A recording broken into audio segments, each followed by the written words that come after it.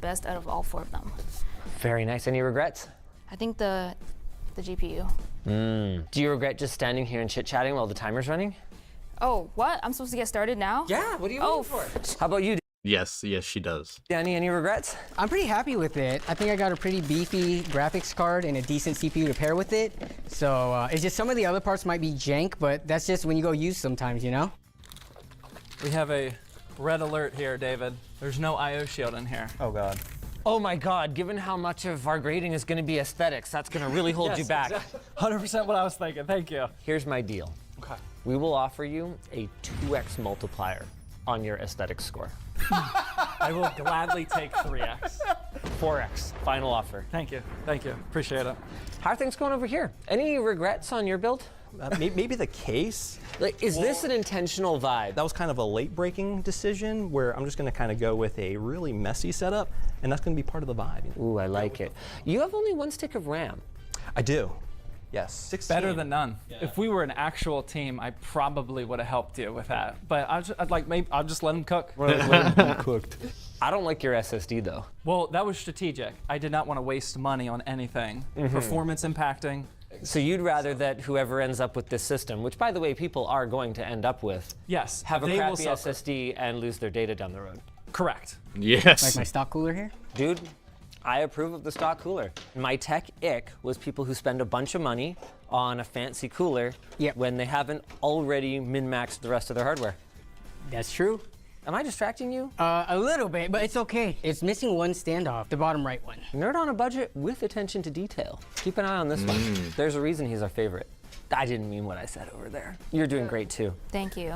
Wait, I've never done this before. I've only built like 6, 7 PCs. I'm deciding if I should try to give you hints or not, but since we're competing and you wanted to race, I don't need okay? hints. Don't Okay, worry. You're good. I know exactly what I'm doing right now.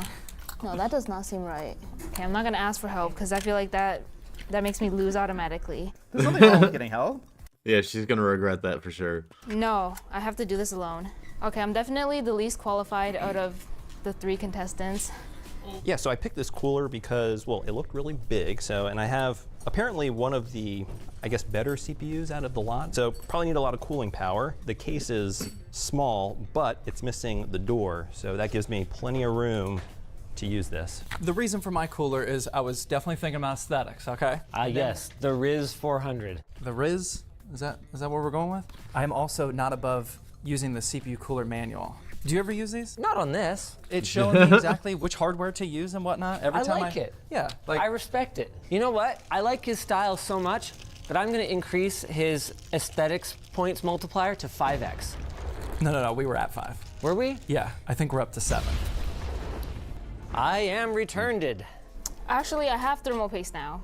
How do you know what I brought you isn't better? I'm gonna go with these because this looks fancy. Okay, Thank you. you're welcome. Thank you. Oh, I'm being dismissed. I see. I think there's something to the whole passive-aggressive generation. You know, with the whole like COVID lockdown and the lack of social skills. It's like they can't tell things like they're standing too close, they're making people uncomfortable. How you doing? Good. I think I'm making good progress. I'm just putting all the motherboard screws in, which is like one of the more time-consuming parts of it. But I think I'm good with that now. Unflappable. See, this is why he's our favorite. You can't say that. What the hell is that supposed to be? Usually it turns out fine, but I think I got a little nervous because he's right beside me. I don't want to put any pressure on you guys, but you are way behind Danny. Am I helping with the pressure? Nope. Linus, I'd like to run something by you here. This is a sponsored component. Yep. Very top of the line. There's one problem for my build with it. It's only black cables. Oh no. I brought some cable extensions. I got red, but I'm gonna plug these into these. How much do these cost? $0. Should I trust him? No I'm gonna believe him that these were $0. And for being such an amazing deal hunter, I'm gonna reward him by increasing his aesthetics multiplier to 6x. We were just at 7. How are you already almost done? What are people doing? Modern What are computers, people like, everything doing? just goes to the motherboard. Yeah, that's great. I just mean like we're gonna have to rely on some of the other folks to do our extras for Floatplane. LMG.GG/Floatplane. You get the bonus multiplier. Whoa. Come on, man. Come on. We still got inserts to shoot. I mean, I don't care. It's my computer. 3, 2, 1. Okay, it's even plugged in. Well, what we can all agree on is that Zach is not my favorite. We're all tracking that. Excellent. I'll take that. Oh, great. Oh no. Danny, do you think you could beat Linus in a build-off? I honestly don't know how quickly Linus can build a PC. I usually don't try to speed through PC builds. I just kind of go at a leisurely pace. If this is your leisurely pace, I think you'd kick my ass. You just need a quality ratcheting screwdriver. Wow, you've made a lot of progress. So nothing fits, like nothing's long enough to reach the bottom of that. Yeah, so what you need is... Oh, she Like figured. a little stand underneath? You better believe it. Okay, now I gotta take everything out then. Can I just leave it like this? Cause look, I got 1, 2, 3, 4, 5, 6. 6 screws already, and that's a lot of screws. That's, you know, that is a lot of screws. So I'm not I'm good. I'm good here then. I'm making sure I get your approval. I'm not the judge. They're the judge. Do I have your approval? You may not be familiar with this concept, but we are not live right now. Oh, the audience. I thought you meant the cameraman. Okay. Oh, the audience? Oh, he gave a thumbs up, so I think we're good. Wow, it's almost like that's the way to go when you're trying to build on a budget. Speaking of GPUs, all of our contestants picked up their GPUs on Jawa. Jawa makes it easy to list and sell full builds or parts with buyer and seller protection, lower fees, and a community that's actively searching for gaming PCs. And this is all without getting hit with, "Is this still available?" messages 1,000 frickin' times. The only thing I don't love about it is this rear fan. That is specifically why I purchased 3 fans for the competition, to make sure that they're all black. The aesthetics is the last thing on my checklist here. I'm just trying to figure out the wiring and making sure that everything works. I do know that they were talking at some point about selling these on Jawa. If we get points for that, then an aesthetic build could potentially help me out. So That is it true. might actually matter at some my point. gosh. We have our beautiful Seasonic I mean, he's not wrong about that. Aesthetic sells. power supply here. I was sure to put the fan facing downward. So I chose a 3080 because I was looking on the website and all the 4070s were like $600. So I went one generation behind, and this one is like basically the same performance for like $100 cheaper. Wait, these are not like screwed in. Do I have to rip them out? Do I need help again? Those are breakaways. Yeah. Okay, thank you. Cut that part out when you said that. Breakaways. So basically, I don't have to unscrew anything. I'm wondering if I should help Joyce with something right now. No, Okay, she doesn't want the No. help. I'm independent and smart. How many pieces have you built? Over 100 and under 1,000. So That's somewhere between insane. there. That's insane. Over 100? It's like You 10 look a so year. young though.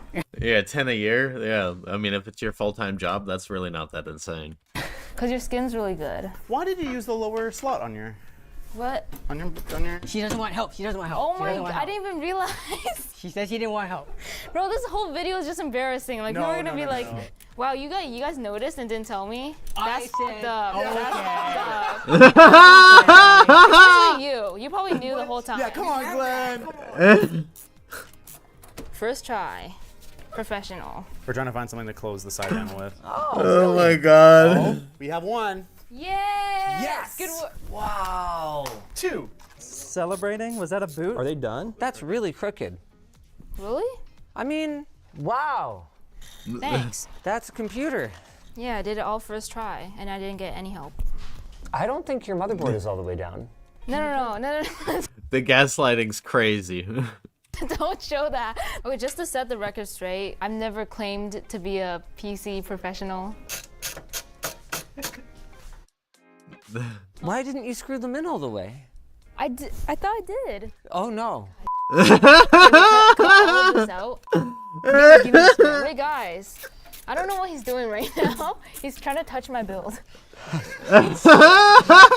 So see, all I did was turn it a few more rotations, and you can see now the motherboard doesn't shift around like that. Right. Do you need me to check anything else? No. I You got sure? It. Yes. You can. Thank you. Now I feel like I need to check everyone's homework. Can I just? Yeah, you can take a look at it. Oh my Yeah, god, look at that. bro. All the screws are in even. Oh wow, I've got nice little cable management in here and everything. Quality. Now it just comes down to performance. What is this situation here? Oh, is that It goes in. Yeah. sure? I just forgot It's extra performance. It's airflow. You know, it's a new technique. to screw it in all the way, I think. I found problems with everyone else's build, so it feels unfair if I don't find something here. Feel free, you'll find something. Oh, a classic rookie error. Error. The I/O shield. That is not an error. This was not supplied, sir. I mean, when you buy a secondhand motherboard, that's the first thing you gotta check. Yeah, I mistakenly trusted the seller. That's why you gotta shop on Jawa. Yeah, see, I would never put a motherboard without an I/O shield into my inventory, but that's what you guys do. So that's kind of an error, but this is actually an error. Just don't make it worse, man. I'm helping. Okay. Look, see, I fixed it. Thank you for the tech tip. Yeah, that's my turf. Thank you for the tech tip. I'm also gonna pretend that I don't have to push down hard on this to keep the cable bulge down. Here's how we're looking. This is my GPU, and the reason I chose it was the most expensive one I could afford within my budget. Pencils down in 5, 4, 3, 2, 1. Done. I'm done. Okay, Oh my moment of God. truth. Here we go. We're good. Does it post? Okay, it's even plugged in. Does it post? Is it turned on though? What? Damn, you guys set me up. Yeah, it's plugged in. Okay, cut off, take out the first cut. Just remove it all, delete all the footage. Oh, Hopefully I did the I/O right. Oh, okay. Got an LED. Right out of the gate, I gotta say, immediately I wanna give you bonus points for leaving the $22 sticker on your case.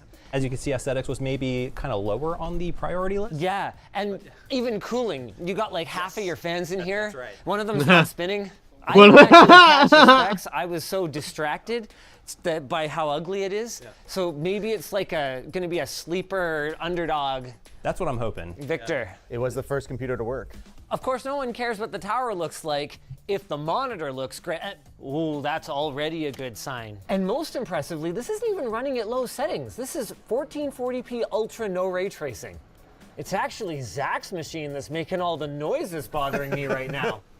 It's gonna be hard to beat. Or is it? If there were points for aesthetics, which there aren't, this Which would there have aren't. lots of points. and it's also quiet. I don't agree that it's quiet. Oh, that is yeah. Okay. All right. All right. Let's take a quick test drive, shall we? Oh, this is bad news for Tito, because even though there's no points for aesthetics, there are points for the game looking better. If only Zach had tuned it. Oh! Oh! The game crashed. Oh my God. Oh! What'd you press? I pressed the sabotage Zach button, stealing the similar abbreviations to my channel.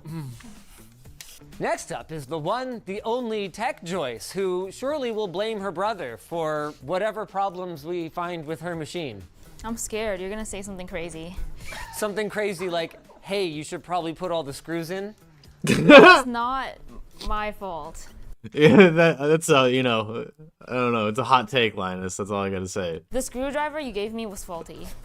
Go ahead, show me. Well, I threw it Where's out. it? No, I threw it out because it was faulty.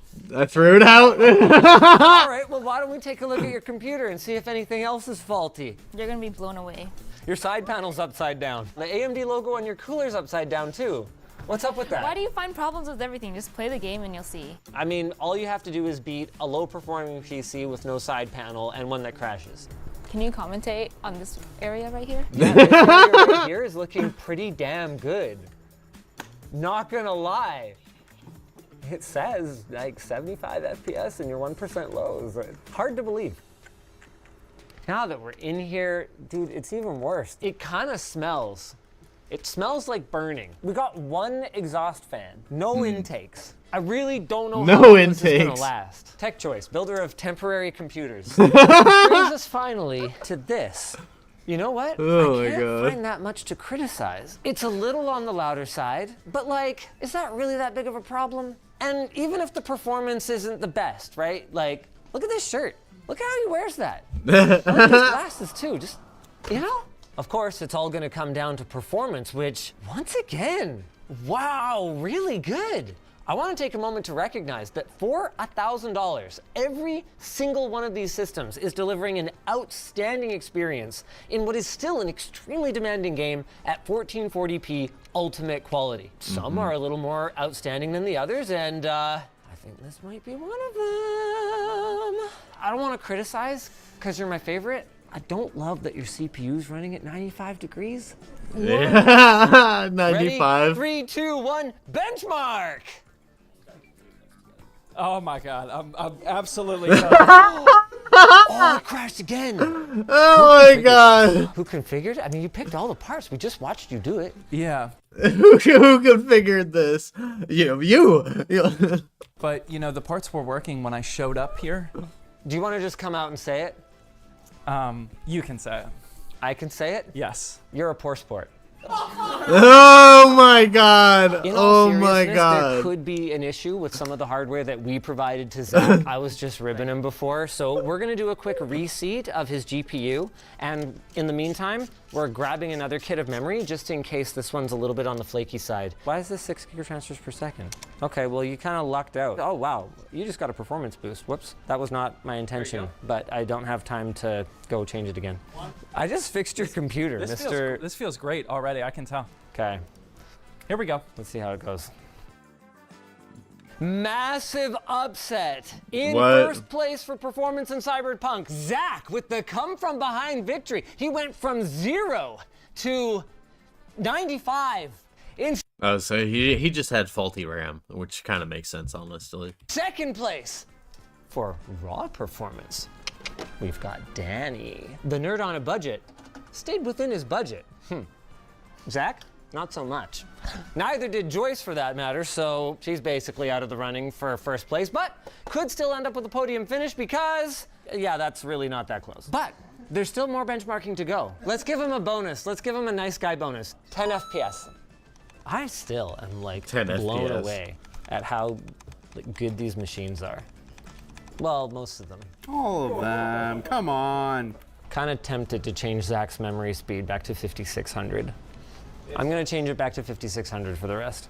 How much lower do you think it's going to be, Linus? I would say 2 FPS. That could be the difference. I was thinking 2 to 3 FPS combined with your 4% over budget penalty. Times 11 aesthetic. bonus. Right. I think we're still good. And your aesthetic bonus is 0 though, so, because there are no points for aesthetics. I was not told this. Never came up. The fact that it's so close is why I really feel that we need to double check. Oh my God. How'd it go up? Time for our second game. I'm rooting for you. Hold tab, ready, 3, 2, 1, go! Wow, you're getting kind of like the Canucks.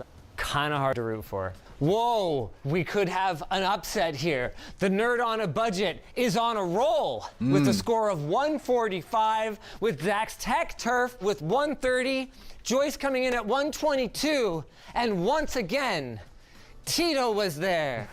Tito was there. 93. That's really good. And it is really good. Our budget was limited to $1,000 US, and unlike a game console, which sure could also run Returnal as long as it's a PlayStation, these machines can do anything you could possibly want them to do. Video editing, browsing the internet. What the hell else is it that people do with computers these days? Now it's time for the big shocker finish, because see, I was piling on my pal Tito before, but he actually has the best performing CPU out of the bunch. And this is interesting. Our last benchmark, kind of CPU dependent. Everyone go ahead and press the check mark. Yeah, I'm rooting for you. Yeah, what? Fingers crossed. It's already less than his. Oh, gosh. While we wait for this last Oh, benchmark God. to run, I want to get everyone to sign their machine because if you guys were paying attention earlier, you will know this. All of these are going to be for sale from Jawa.gg. Choose wisely. Now for the results. Coming in first, Nerd on a budget. Unfortunately, Joyce's X3D chip just didn't cut the mustard here. Zach is in the 300 FPS range as well. Tito was there. Even a 10 FPS bonus wasn't enough, man. I tried. I really tried. And now it's time for me and David He was over budget and he built hot garbage. to try and do math. Aesthetic score equals 0. Yeah. times 11. There you Okay. go. Yep, that's added. And did you give Tito his 10 extra bonus FPS on everything? We have come up with the final scores. In 4th place and looking very fine and kind, doing it, is Tito with a score of 228 Out of a possible 300. out of a possible 300. That's good. That's good. That is really good. Is After it? correcting for a slight budgeting overshoot, Joyce comes in 3rd with 259 points out of a possible 300. And I think it is actually worth noting here just how close our 3 podium finishers were. Which is to say that if you weren't comparing them side by side in benchmark tests, you would be more than happy with any of them. It's just that you would be ever so slightly happier with Zach's Tech Turf. He managed a score of 271, and that's in spite of the fact that his 11x aesthetics multiplier was multiplied by 0. That was the whole strategy, Linus. Which leaves, with 297 points out of a possible 300 points, the nerd on a budget, Danny! Undisputed intercontinental champion of building a computer for exactly $1,000. Give it a little bit, you know, some personality. He's just a black box, so. How are you feeling at the end of this day? It honestly went how I thought it would. Nerd on a budget, I mean, he knows how to maximize his budget. I'm a little disappointed with how I did. I definitely did not choose the right GPU, so for next time, I would go with the Radeon card. Kind of expected those results. Maybe I should just stick with modding retro consoles, but had a whole lot of fun. How do you think you did? Pretty happy with the build. I like the way it turned out aesthetically. Wish the aesthetics would have mattered a little bit more than they did. Audience, if the aesthetics matter to you, comment down below. Let them know. They do. I probably do. get a little bit nicer of a case, you know, get a little bit better aesthetics, and maybe one that has a side panel too. So. How does it feel to be the champion? It feels pretty good. What do you think was your key to victory? Throwing a big chunk of money at the graphics card, that helped. Other than your own build, what was your favorite one today? I like Zach's. It looks the nicest for sure. People would pick a slightly worse performing PC with like twice the aesthetics, right? So 11 times the aesthetics. 11 times. Thanks, Jawa. And Seasonic. And Seasonic for making this possible, and massive shout out to you guys for coming all the way up here. If you guys enjoyed this video, maybe go check out the time we challenged our writers to configure $1,000 builds. There was a bit of extra challenge in that one in that they weren't allowed to use the internet to look at any pricing whatsoever. They were just going in blind. All right.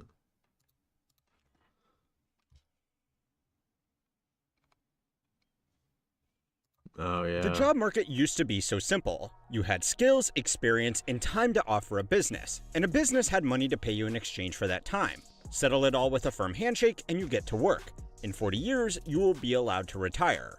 It all just kind of made sense. Today, the straightforward exchange of labor for pay now involves dozens of third-party applications, multiple round technical interviews, headhunters, industry-wide deceptive practices, and worst of all, cringe LinkedIn posts. So many LinkedIn posts. The reason why this is happening is because work has become more complicated, more competitive, and less clearly useful.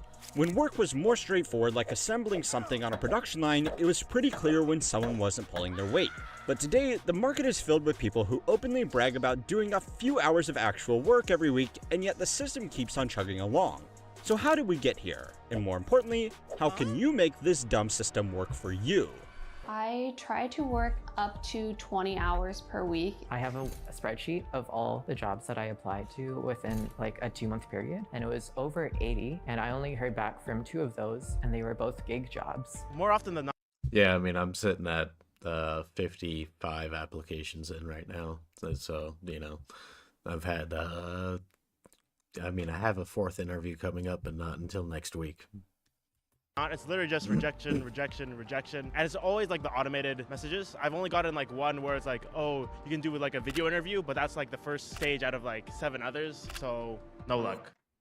Go to school, get good grades, get into college, become a professional, and work your way up the corporate ladder until you can retire with your savings or a pension. That's the plan for a lot of people, and despite what a lot of hustle bros on the internet might tell you, now that's fucking insane. Okay. It's a good plan if you can stick to it. 9-to-5 jobs are picked on a lot, usually by people that need a way to sell a get-rich-quick scheme. The standard 40-year professional career has let millions of people enjoy very comfortable lives free from the stress that comes with being in business for themselves, but that is all coming to an end. In just the last 24 months, we have experienced quiet quitting, quiet hiring, work shortages, and labor shortages. What a lot of people aren't talking about, though, is how this is just the result of companies still trying to make outdated business models work in an age where workers can demand more from their employers. The establishment of the 40-year career is crumbling, and there are some employers and employees that are doing a great job taking advantage of it, and there are others that are suffering. The first trend is that despite pervasive stories about hustle culture and people making partner before the age of 30 while also building an outside business that dropships physical NFTs through the MySpace storefront, the average worker is not grinding. They are getting less ambitious. A Wall Street Journal article surveyed a range of businesses and I mean, there's not a lot to get ambitious for anymore, honestly. Like, thought of owning a house? Yeah, okay. Good luck on that. demanding fields that are usually staffed by ambitious workers like law, business consulting, and marketing. The companies all reported challenges with getting their employees to go above and beyond, which is really corporate speak for working late and coming in on the weekends. A law firm told the Wall Street Journal. Yeah, and I'd much rather have my free time. I'm not working overtime for any business that I don't have to, for real. Reporters that typically they would have no problem getting junior associates to do extra hours to make sure time-sensitive work was completed for their demanding clients. But now, new associates have started saying no to working weekends and late nights, which is forcing the partners to bring on more staff and do the extra hours themselves. Which, let me say this, as a former investment banking associate that has put in my fair share of weekends to suck up to a partner, this is one of the most beautiful things I have ever heard. It's wonderful. It's marvelous. I'm squeaked. This kind of thing would never usually happen at places like this because elite legal and financial firms have an up or out policy with new associates, which means that within their first 2 years, they get promoted to senior associate or they get asked kindly but firmly to leave the firm. Unfortunately for the partners, they can't afford to get rid of new graduates because of worker shortages, so they have lost the threat of termination and the reward of promotion isn't as appealing as it once was either. In the same article, an insurance firm told the Wall Street Journal of the difficulties they had been having with getting people to accept promotions. Managers often had to coax their staff into accepting more senior positions because the staff were preferring to stay in their current roles where they could manage their work-life balance. When workers are more afraid of being promoted than being fired, it's a clear sign that things are changing. In 2020, millions of people who were never allowed to before started working from home.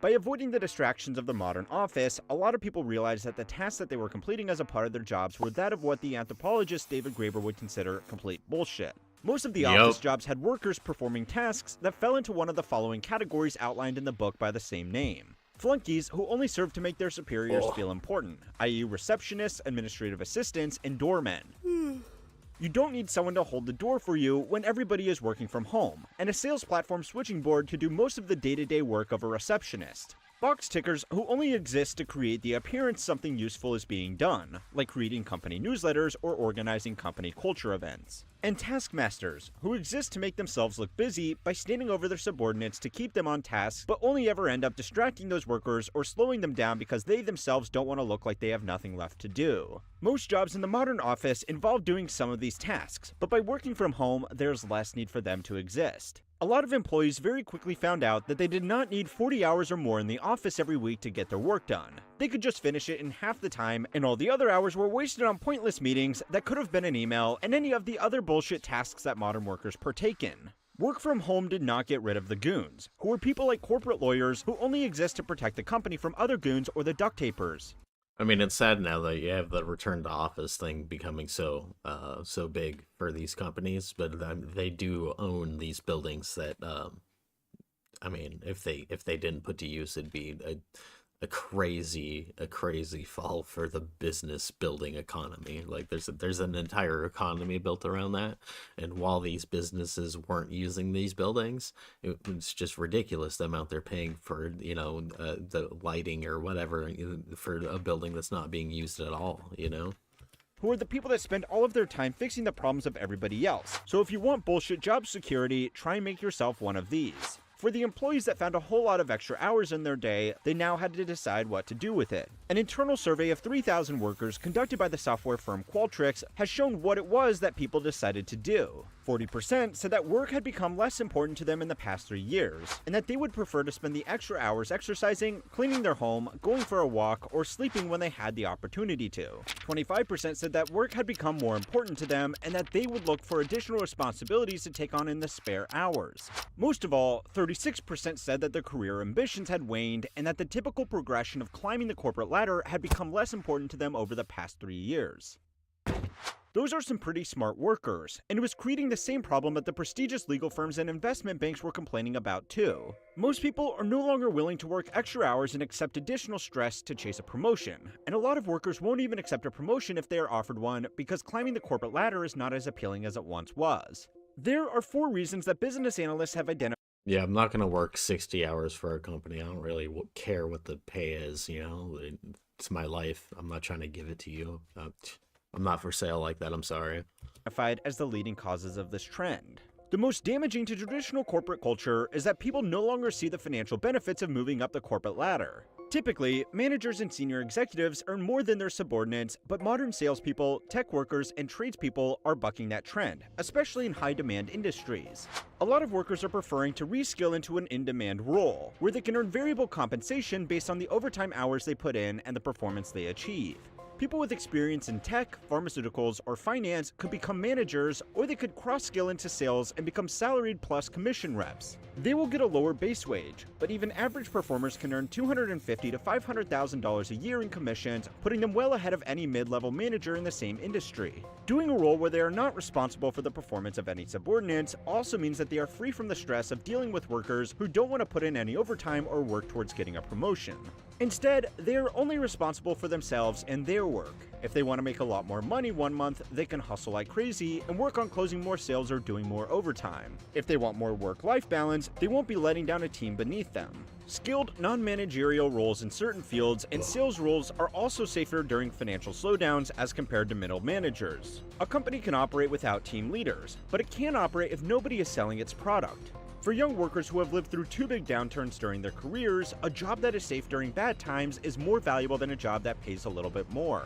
Some really cunning workers have made junior jobs significantly more lucrative than managerial jobs by simply working 2 of them. Working from home has kicked off a... Yeah, I mean, it's kind of crazy how much the people have weaned away from putting in the extra effort for a job, you know? I don't know. The benefits just aren't there anymore unless you're like at the very top of things, and you're not going to get there anytime soon. Those people have those roles, and they've held those roles for so long, and the amount of nepotism that's inside these major companies it's crazy.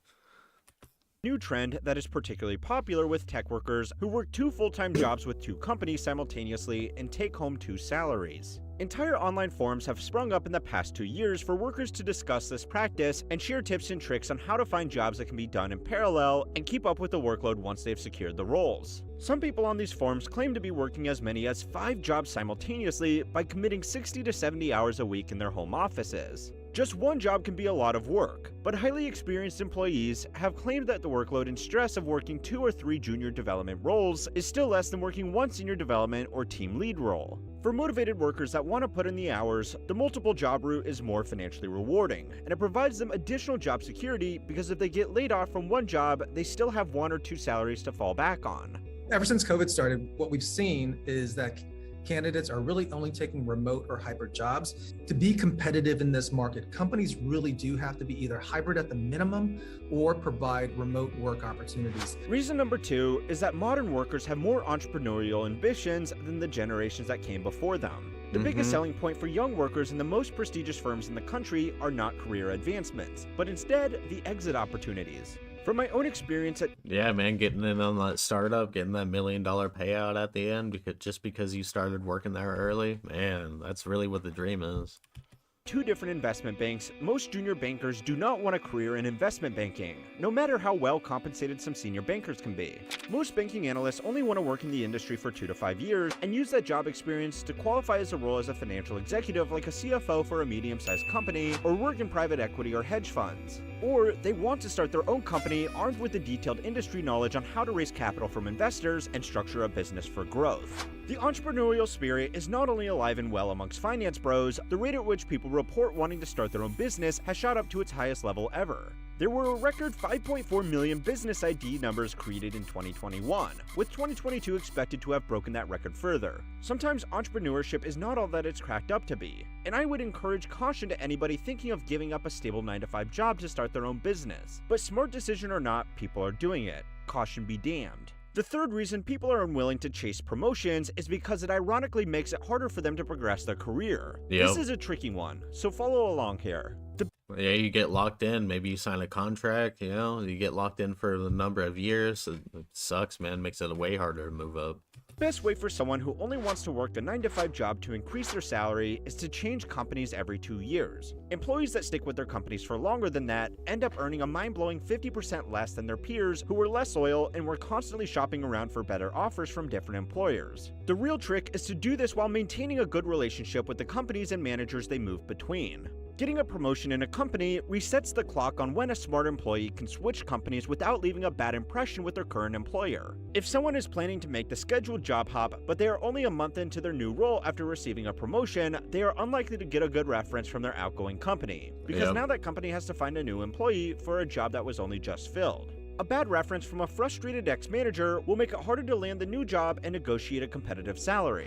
If the employee just stays in their current role and passes up any promotions, they can rely on a good reference from the same manager that they worked under the entire time. The fourth reason that people are no longer willing to work for a promotion is simply because they don't want them.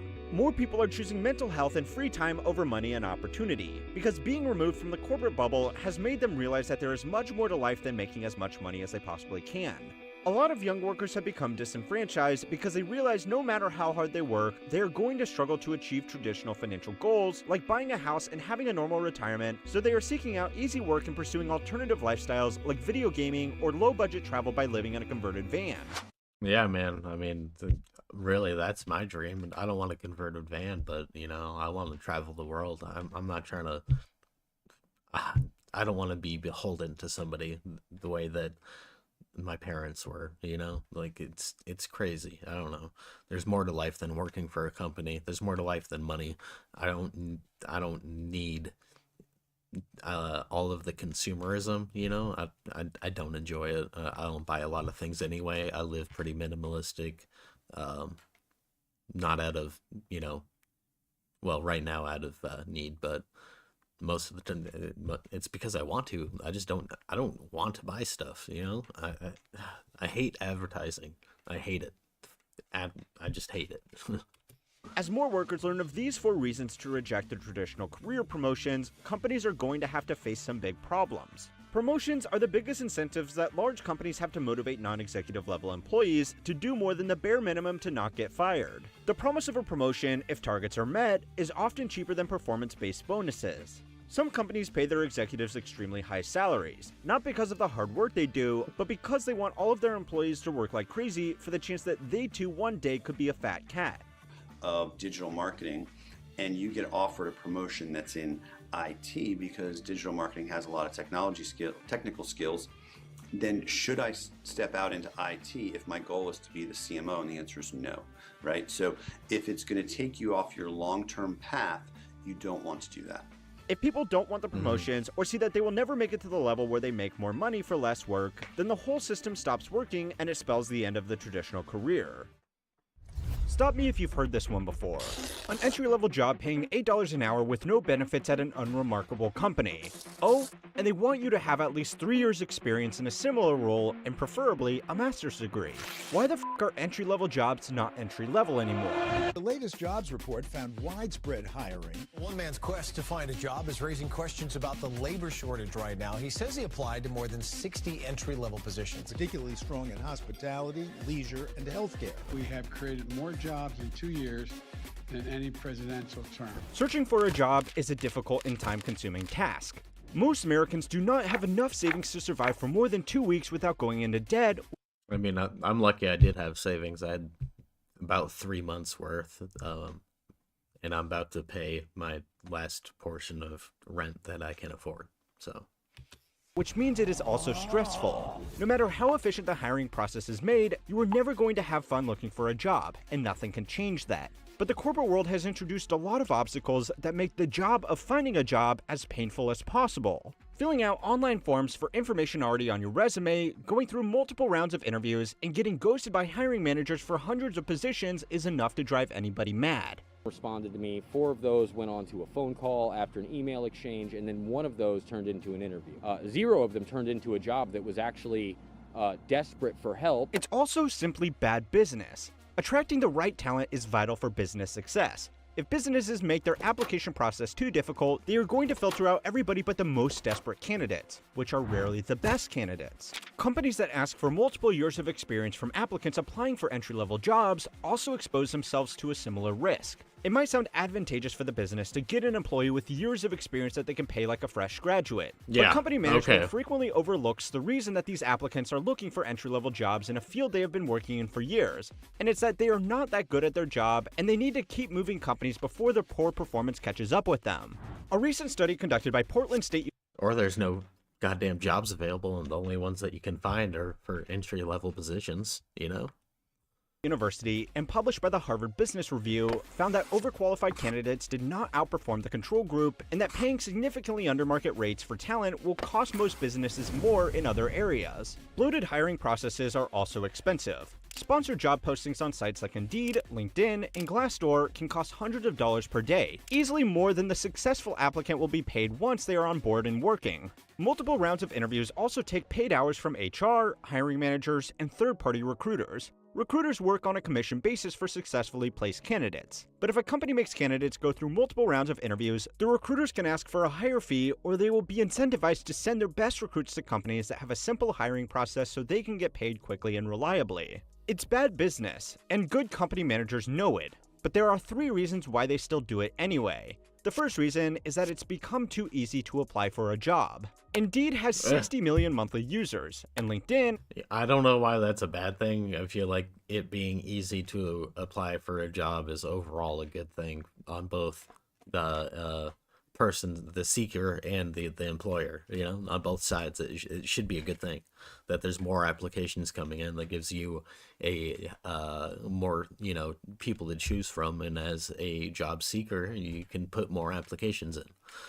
Has over 200 million. Online job boards make it easy for applicants to apply for hundreds of jobs every day based on convenient filters that let them search results by industry, seniority, experience, and salary range. Companies can get several thousand applications for a single position because the optimal job search strategy has become spamming your resume into as many positions that vaguely fit the description of the job you are looking for. I mean, that's honestly what I do. I'm on Indeed, I'm pushing that apply button, dude, as much as I can. Companies have attempted to adapt to this by having landing pages where users can fill in their details into the company's own database by manually completing an online form. These forms typically ask for information that should be included on any good resume, but yeah, it's always on my resume already. I don't know why they have to do this. Just go through the fucking resumes that you get. Read your fucking emails. You're like, what the fuck? Enters it in a way that can be read by a computer instead of being read by a hiring manager, saving them the time of manually going through thousands of applications by hand to find the attributes they are looking for in a candidate. The backend of these forms will enable the hiring manager to search through the candidates by a similar set of filters that the candidates themselves use to find the job posting, evening the arms race between the volume of applications and the people that check those applications. You're quantifying human behavior, human expressions, human voices, turning that into data. We're now using artificial intelligence to help companies find the very best talent. Some companies have started using application tracking systems, or ATS, which use AI to scrape resumes for keywords to populate databases that can be filtered in the same way without requiring candidates to fill in a data entry form themselves. And most likely, and that's why you should use AI to optimize your resume. You are being analyzed by an algorithm. How does that make you feel? I feel like that would blindside me entirely. This practice has become so common that there are now AI tools like Zeti, JobScan, and Rezi that check resumes against job posts and make sure that they are appealing to the AI system that check resumes before the hiring manager does. So, an AI will write a resume to satisfy another AI to stand out against thousands of other applications also written and checked by AI. Exactly. Applying for a job has become easier than when you had to search the classifieds and call companies one at a time. But this means people can apply for more jobs, more applications, applications means that the acceptance rate at each job is much lower. And the best way to deal with this low acceptance rate is to apply for more jobs, which means that applying for a job has become harder all over again. Nobody is to blame for this new paradigm. I love making fun of dumb corporate decisions on this channel, but in this case, they are just reacting to new technology that has made finding applicants easier than ever, and everybody else is reacting to the same thing. The competitive meta of job searching has shifted from a firm handshake to mass spamming resumes to get past increasingly difficult spam filters. But that's just one reason, and there are plenty of things that companies are doing which are just dumb. The second reason that companies have made it so difficult to apply for jobs is because they want to cover their ass. There are lots of reasons why a hiring manager might want to pick one job applicant over another, but not all of them are legal. And even if they don't violate any equal opportunity laws, some might be a bad look for the company. By listing lots of unreasonable job requirements, the company increases the likelihood that no applicant will tick every box, which means they can hire whomever they want and cover themselves by saying all of the other candidates were missing one or more of the role's prerequisites. It's rare that companies get much pushback over rejecting an external candidate. Most people have just become accustomed to never hearing back from a majority of jobs they apply for. If you have ever applied for a job Yeah, I mean, honestly, if you do get a reply, even if it's a no, at this point, I'm kind of thankful. Yeah, I'll take the no. Like, thank you for goddamn responding to me, okay? recently, you will know that no response is the new rejection letter. Yep. First time. If companies do respond, they try to keep it as generic as possible, so that they do not expose themselves to any potential unfair hiring practice lawsuits, which makes the long list of job requirements redundant. Where these do help companies, though, is in rejecting internal hires. According to a study by Cornell University, internal hires outperformed outside hires, but only because they are more familiar with the business from day one, requiring less training to get into a new role, and because they were more likely to stay in a job longer than the outside hire.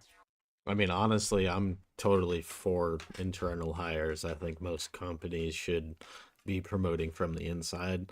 I don't know if you guys have been in this position, but being in a position where you have to train your boss, I mean, I quit over it. I was not willing to train my boss. My boss should know what the hell they're doing before they start telling me what the hell to do. You know, that's not a okay position to be in. That's all I'm saying. You know, why wasn't I promoted? Obviously, I know more than the person who's put above me. If I'm training them, you know, that's, yeah, ridiculous. That's all I have to say. A similar study by McKinsey Consulting found that a strong culture of internal promotions helped with staff retention and encouraged staff to work harder to qualify because they could see it paying off for them. The pandemic, a lot of companies are not flush financially, so they can't afford to hire a new person. Internal promotions are effective, but they are also more difficult than outside hires. If you get promoted or moved around within your company, then someone else needs to be hired to fill your role. And if someone gets promoted to fill your role, then HR has to fill 3 positions instead of just 1, which is expensive, difficult, and triples the chance that someone won't be able to perform their new job. People hired internally also don't have probationary periods, so if they do underperform in their new role, they are harder to let go. Internal hires have advantages, but external hires are easier and present less risk. If a company has no strong internal candidates for a new role, but it doesn't want to lose the benefits that come from occasionally promoting people from within, then the most effective strategy for them is to increase the job requirements so they can tell their existing staff that, unfortunately, they don't qualify based on the job's criteria. I know I say it a lot, but this is another reason why the best thing you can do in your career in your early years is to consistently apply for new jobs that are better than the one you currently have. Workers that change their jobs every 2 years earn on average 50% more than their colleagues who show loyalty to a company. Sticking around might get you a promotion, but there's no way to know how long it will take for other people to move out of their positions. I don't know. At the end of the day, I'll definitely take work-life balance over a pay raise, you know? So if a company is paying me slightly less, but I have like amazing work-life balance, I'm gonna stay at that company. I mean, at this point in my life, I don't really know what the money's gonna do for me, so. Experience at different companies is also more valuable to new employers than long-term tenure at a single employer. When employers ask for 3 years experience, they are often satisfied with candidates that talk about dealing with similar challenges in different industries. So you should apply anyway and just have some kind of experience to talk about, even if it's not doing the same job or even a job at all.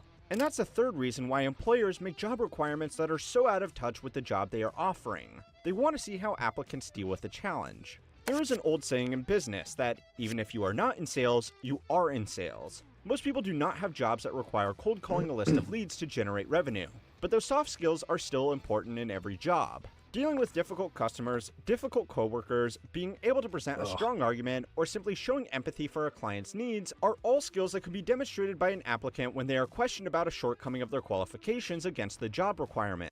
Yeah, 'cause, I mean all of those aspects of sales are nice. They're good to have, right? What they don't talk about though is the shady aspect of sales, right? Because you're expected to meet certain quotas and certain numbers and the things that you have to do to be able to make those numbers. If people aren't, being enticed to buy just on the product's worth, the product itself, if the product itself is something that people want or need, or I don't know, that's the position I was in working at AT&T. Maybe I shouldn't say that. Well, no, I can't get my job back there, so screw it. Yeah, I mean, AT&T incentivizes people to make do shady things. That's what it is. And if you have bad months, I think it's 3 bad months of sales in a row, you get fired. You lose your job, and it doesn't matter if we're in the middle of a freaking pandemic or tariffs are rolling in and everybody's pinching their pockets and they don't want to spend the extra money. It's not their problem. That's your problem. If you're in a job interview and can provide a strong response to a question like this that eases the interviewer's concerns without disregarding them, you will probably end up doing better than someone who didn't even have that experience gap. If you can deal with an interviewer's concerns, then you have clearly demonstrated that you can deal with the other challenges as they are presented to you, a skill that is worth more than anything you can write down on a resume. And that's the 4th reason. Some managers do know what makes a good hire, but most don't. People are promoted into management positions based off having experience in a subordinate role. Managers are therefore naturally inclined to believe that when it comes to hiring someone, more experience is more better. It's a reasonable assumption that someone that has practice in a role should be better than someone with no practice. In fact, I said it at the beginning of this video and you probably just accepted it. But corporate roles in non-technical fields change so rapidly today that the benefit is negligible. A 30-year-old study conducted by the Internal Congress of Applied Psychology in Madrid found no strong correlation between experience and job performance. Since this study was published, follow-up studies including a publication from the Harvard Business Review in 2019 found the same thing.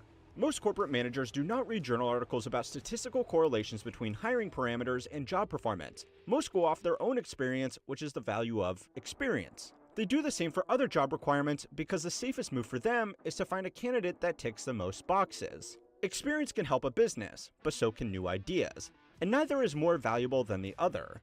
Nobody likes job interviews. They waste a lot of time, and they waste a lot of company time.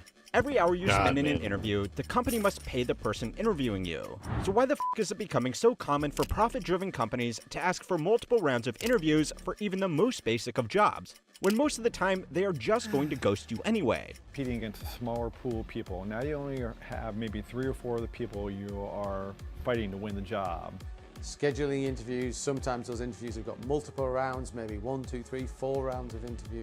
If you spend any time looking for a job in today's job market, you probably realize how broken most major corporations' hiring processes are. Filling a position. Yeah, I mean, it's really ridiculous. The bigger the corporation, the worse the hiring process. I mean, honestly. With the smaller ones, they might get back to you and tell you they didn't choose you. But in a bigger corporation, it's ghost central for real.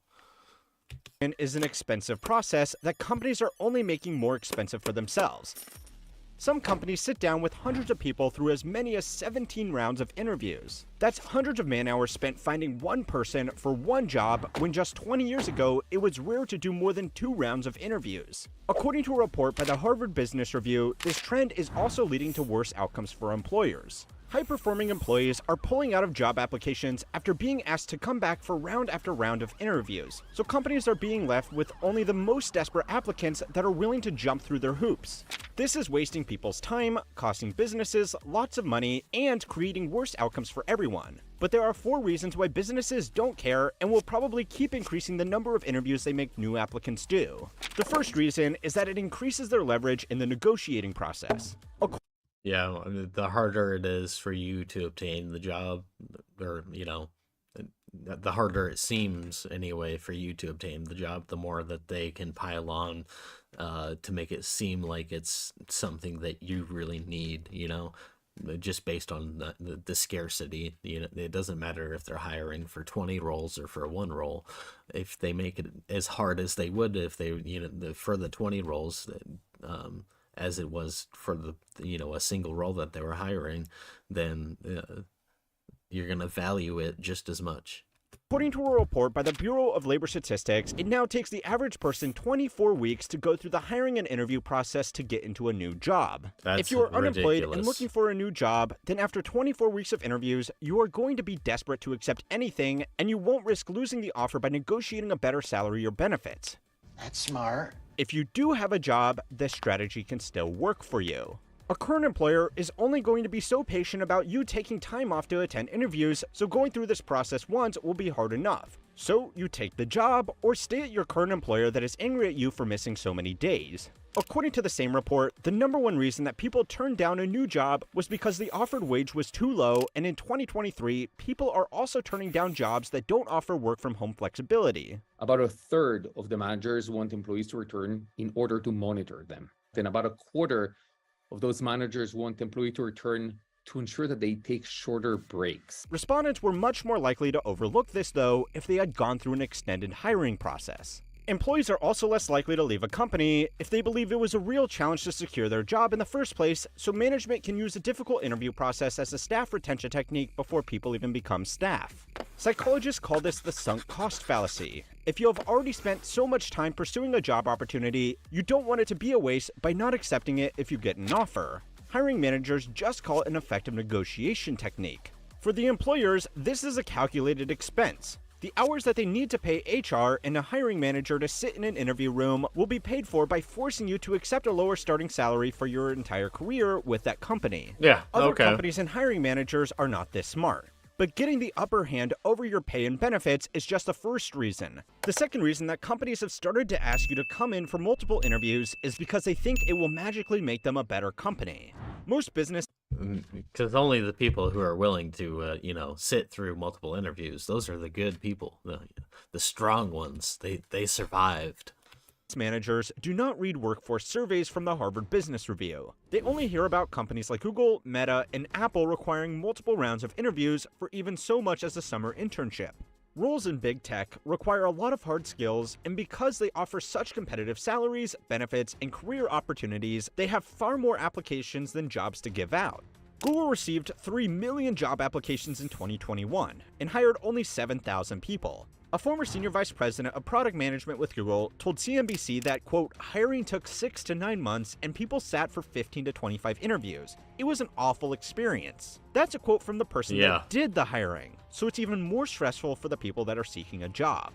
Google and other large tech companies. So why are we doing it? What the hell? Need to do this, though, so they get the best employees from the huge list of applicants they receive. A single good developer could make the company hundreds of millions of dollars in a single... Yeah, they don't need 15 interviews, though. They could do with a couple, I guess. I don't see the point of more than, like, 2 to 3 interviews, right? I mean, 2 kind of makes sense if you're talking to, like, the hiring guy, and then maybe, like, a supervisor or something. And then I guess a 3rd interview, depending on the position that you're taking. Maybe you're talking to VPs and shit, right? Depending on the position, right? But 15 is fucking ridiculous. Take me out of that hell, man. A weak developer could cost just as much. What we're doing as a consequence of being in this period is we're being very deliberate on our hiring. That means we're continuing to hire, but not everywhere in the company are we hiring. Engineers at these companies can also make 7 figures a year before they are 30. So even the most outstanding applicants are willing to jump through multiple rounds of interviews because there is nowhere else that they can reliably earn this much money. In my own personal experience, I did 10 interviews with the firm that offered me a job as an investment banking associate. Each interview covered something different, so there were clear meetings to test financial technical skills, another for market knowledge, and I had a one-on-one meeting with an MD to test interpersonal skills, and a panel with senior bankers so that I could ask my own questions. For these jobs, firms both have a greater need to interview candidates rigorously, and they get away with doing it because they... I don't want that job. I'm just saying. I don't care how much you're paying. I don't fucking care if you're paying me $1 million a year. I don't want that job. Get off my ass, all right? I'm gonna do what I want. Will pay successful applicants life-changing amounts of money. Regular managers at regular companies interviewing for regular jobs with regular salaries have ignored those details and just seen that prestigious companies that everybody wants to be like have lots of interviews, so they should have lots of interviews too. The third reason that you are being forced to do so many job interviews is that it's not their time they are wasting. Hiring managers and HR Yeah, I mean, technically, they're getting paid. Departments rarely have any direct ownership of the business they are hiring for, and they get paid for the time they spend doing interviews. If they can fill up their own calendars with interviews, they can even justify to their own managers that they need additional manpower on their teams to share the workload. A bad hire can also be detrimental to the business and make the actual job of the managers in charge of hiring a subordinate much harder on a daily basis. Leaders want these very elaborate hiring processes just so that if it goes south, there's blame to go around. The cost benefit is clear to managers looking out for their own interests. They need to be extremely careful about who they hire, and if that takes a long time, then so be it. Managers assume safety in numbers. If they do lots of interviews, they will filter out bad potential hires, but it doesn't work. Some people are just better at interviewing than others, and apart from roles like sales or team management, there isn't any overlap between interview skills and job performance. Yeah, I mean, they're completely different games, you know? The interview skills is all personable in confidence, you know? And that's really all it is. Whereas actually doing the job, it's a completely different story depending on what the job is, you know? You may have noticed that this has only become worse as companies have started relying on recruitment agencies to fill more jobs. Third-party job recruiters make their money by placing candidates they find with companies they sell their services to. The hiring company will pay the recruiter a commission for every role they fill, usually paid out in 3 stages. One when an applicant first takes the job, a second at 6 months, and a third once the applicant has been with the company for a full year. You win! According to an industry report produced by LinkedIn, the demand for recruitment services has increased by over 25% since the start of the pandemic, as companies have had to adapt to a changing job market and the changes that came with online interviews. The hiring manager for a company looking to fill a role doesn't actually pay the recruiter until they hire someone, so they have an opposing incentive. The recruiter wants to fill the job as quickly as possible with someone who is just good enough to hold the job for 12 months, and the hiring manager wants to sample as many candidates as possible before taking the risk of hiring someone and paying a commission. Good recruiters will normally interview candidates before they recommend them to one of their clients that's looking for a new employee. Yeah. So the rising popularity of recruiting firms means that you are likely to end up doing at least one extra interview when you start looking for your next job. Yeah, like I said, you know, that's at least 2 to 3, you know. If you're starting with a recruiter, sometimes you're starting with the actual company itself. If you're starting with the company itself, it's normally 1, maybe 2. The fourth reason that you need to sit through so many job interviews is because a lot of companies want a reason to reject you. The U.S. Department of Labor mandates that before an immigrant can be offered a job in America, the company employing them has made every effort to ensure that the admission of foreign workers to work in the United States on a permanent or temporary basis will not adversely affect the job opportunities, wages, and working conditions of American workers. This is not a "they took our jobs" thing. Sometimes companies will want a foreign worker because they are the best person for the job, but the only way to offer them a role is to show that they made every effort to hire an American first, and the same goes in other countries as well. More often than foreign workers, companies just want to hire internal candidates or people they already know, but company policy dictates that they must advertise the role externally. Unfortunately for you, that at least once in your career, you are going to go through a series of... Yeah, I mean, I had something kind of similar happen when I was working at an eyeglass company.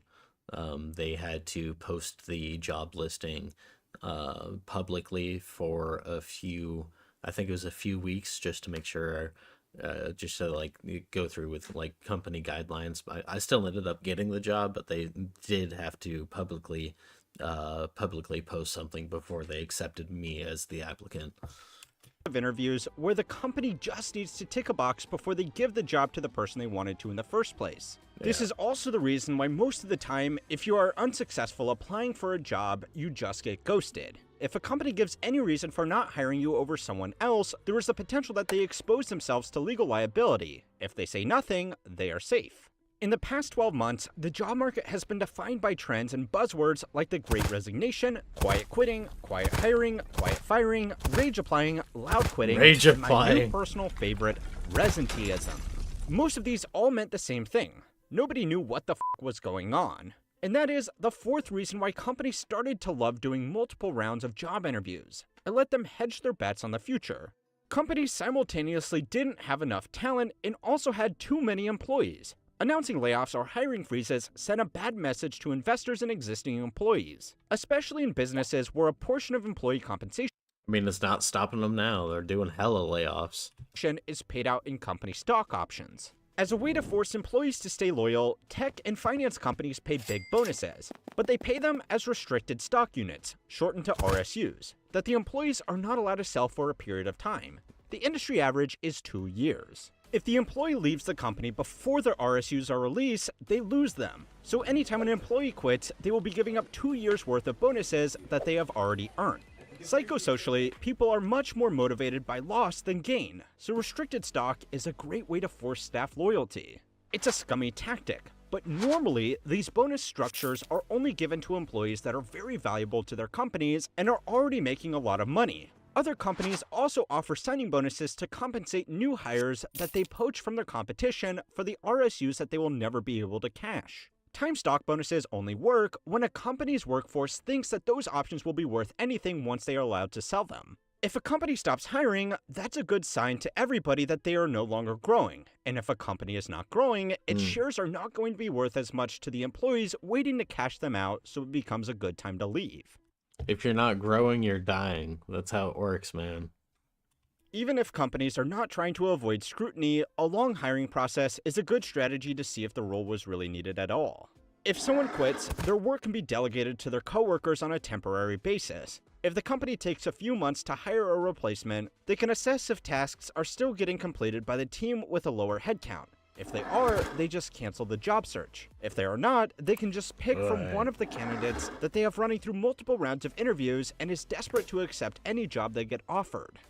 There are 9.6 million job openings in America right now, and businesses are desperate to fill roles that have now been empty for months. But at the same time, you are reading endless articles about people who have applied to thousands of jobs and haven't heard anything back from companies that were supposed to be desperate for workers. So if there are so many job opportunities, then why can't anybody get a job? But now a new report shows that some employers are spending millions just to tell people we're hiring. And different stores are offering incentives to get people hired because they are forced to close. We've featured is desperate just not to enough hire workers to meet all the jobs here. According to the U.S. Bureau of Labor Statistics, there are currently 9.6 million job openings in America and only 6.5 million unemployed people. So why not just take the openings that desperately need workers and give them to the people that desperately need jobs? Well, it's not that simple, and there are two reasons why companies are struggling to fill roles even when so many people are looking for a job. And two equally important reasons why people can't find a job even when so many companies are looking for workers. The first reason why people can't find jobs even when companies have so many open positions is because it's easier for a company to look desperate than it is for a human to. According to the Congressional Research Service, the number of job openings is calculated using a survey of 20,000 business establishments on the last day of the month to assess if a job opening exists. According to the informational guidelines, a job opening only has to meet 3 criteria to be counted. First, a specific position exists and there is work available for that position. Second, the job could start within 30 days. And third, the establishment is actively recruiting outside workers. There are companies that are constantly advertising job openings for positions that are hard to fill or are subject to high turnover. Last year, Engadget, a technology newspaper, received a leaked internal report from Amazon which revealed that the company had a staff turnover rate of 150%. Wow. That means Amazon, Holy which shit. has 1.6 million employees, was hiring 2.4 million people every year just to maintain its workforce. In the same year, only 1/3 of Amazon's new hires stayed with the company for longer than 90 days before quitting, getting fired, or getting laid off. With that 90 much days? turnover, the company Wow. doesn't bother to remove job listings once someone gets hired to fill a role. Warehouse staff are continuously being onboarded and offboarded at almost the same rate, so hundreds of thousands of positions stay open across the country. Amazon's turnover figures were bad, but other large employers like big box retailers, delivery companies, and warehouses use the same job advertising process. These posts are mainly for low-skilled positions with equally low pay. But even if you are someone looking for a position with higher prerequisites, these numbers can still be deceiving. Amazon's hiring practices for some of their best paid and most attractive job opportunities also showed how easy it was for job opening numbers to paint the wrong picture. Another Amazon internal document reviewed by Business Insider revealed that the company's web services utility computing team posted 25,000 job openings in 2022, but only 7,800 of these positions were actually approved to be filled.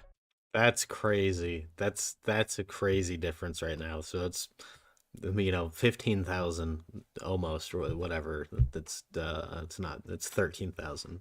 13,000 fake job listings just from one company.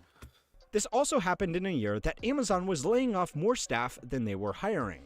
The strategy that these companies and hiring managers are using is to constantly have positions open to attract top talent. If anybody that is not overqualified for these positions applies to them, they just get rejected. Amazon is not the only company that does this. Most of the top tech, finance, and consulting companies do exactly the same thing. Amazon is just not as good as keeping internal documents from the press. As private companies, they are not doing anything illegal, and they only do it because it does work. But it makes the number of job openings you hear companies complaining about in the media very inaccurate. Affectionately known as JOLTS, number 9,610,000, that best estimates, and it is the best level going back to May when it was slightly higher at 9,616,000. Compare that to the number of people looking for work. Job openings outnumbered unemployed people, but the gap is shrinking, and it's much easier to count a job opening than count as unemployed. The 6.5 million people unemployed only get counted if they do not have a job, have actively looked for work in the prior 4 weeks, and are currently available for work. According to data published by the Bureau of Labor Statistics, there are an additional 5.4 million people who want a job but are not counted as unemployed because they don't meet these technical requirements. So even though you might think it's the best time ever to get a job, the numbers are misleading, and that's just the first reason. There are much bigger problems than just the numbers. If you have been lucky enough to secure it full-time, working from home will have radically reshaped your career in more ways than you realize. Full-time working from home means that you can find lucrative job opportunities anywhere, and companies that want to keep up in the job market need to play catch-up. One strategy that has become common is to post the same job in every major city, so there's more chances for applicants across the country to see it, which lets the company be more selective with who they hire since they don't need to come into the office anyway. This can be a win-win for the employer and the employee. But for someone looking for a job, it can make it look like there are a lot more opportunities than there really are. And that's the second reason why nobody can find a job, even when companies are apparently desperate to hire anybody. People are chasing ghost jobs. The job market is in a really weird place right now. People are unwilling to accept lousy salaries after being spoiled for the last 3 years, and companies are not willing to pay as much as they were. I mean, I'll take anything, honestly. I've been applying to fucking minimum wage, dude. I need money. Because they can't. Major companies overhired during the pandemic and are now getting pressure from their investors to cut headcount and only focus on revenue-generating projects. According to a study conducted by the Harvard Business Review, this turmoil has increased the number of ghost jobs, which are jobs that are advertised that companies have no intention of ever filling. Companies do this for 3 reasons. The first is to just build up a database of talent. In the information age, having lots of data about thousands of workers in your industry is worth millions of dollars. If you are a hiring manager and a position in your company ever does really need to be filled, you can just go to your database of people that have previously applied for a job and start calling the most promising applicants. I mean, I have had a recruiter call me from a different state for a job that I was working in an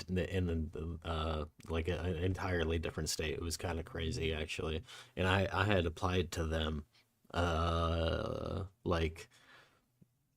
years ago, actually. At that point, it had been well over a year, and they were just reaching out to me. It was kind of ridiculous. I wish I could tell them to fuck off, but you can't, I guess.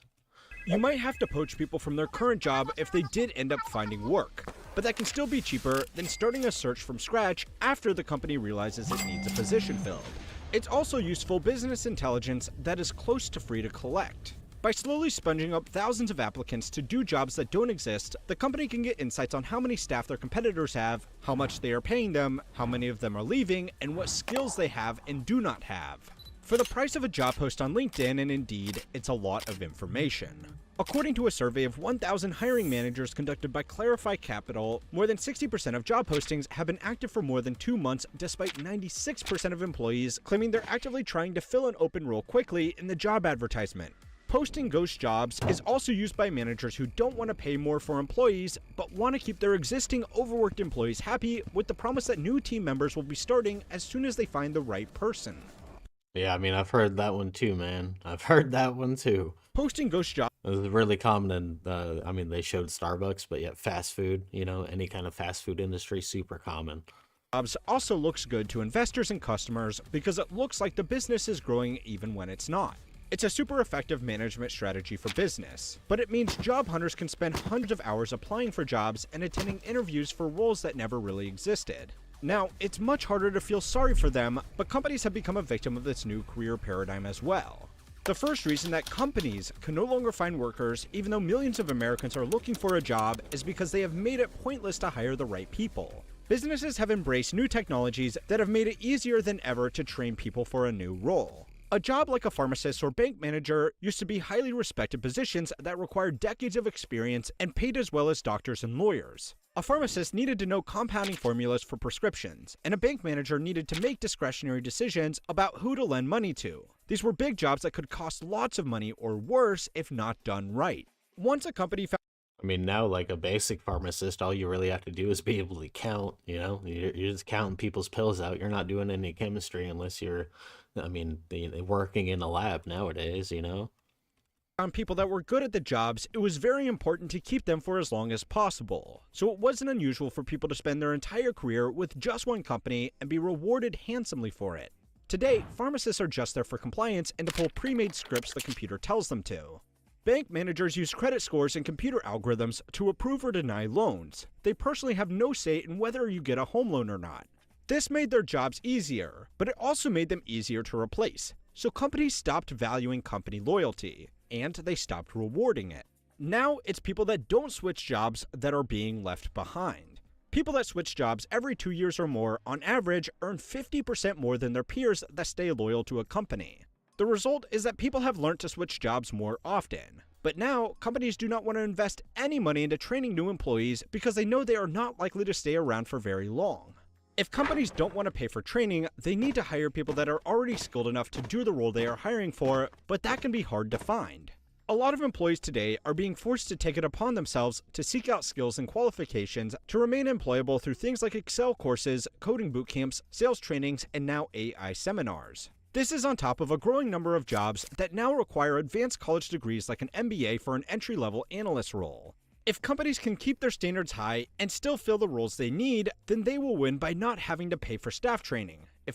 I mean, yeah, the job market is just so crazy right now. It's, dude, it's dystopian. It's getting really dystopian. If they can't, then they still win because they get to complain about how it's too hard to find workers with the right skills. Some companies can use this to justify outsourcing or hired skilled H-1B visa workers which depend on their employer to stay in America. If people working in America on an H-1B visa lose their job, they only have 60 days to find a new job at another company that is willing to sponsor their visa before they get deported.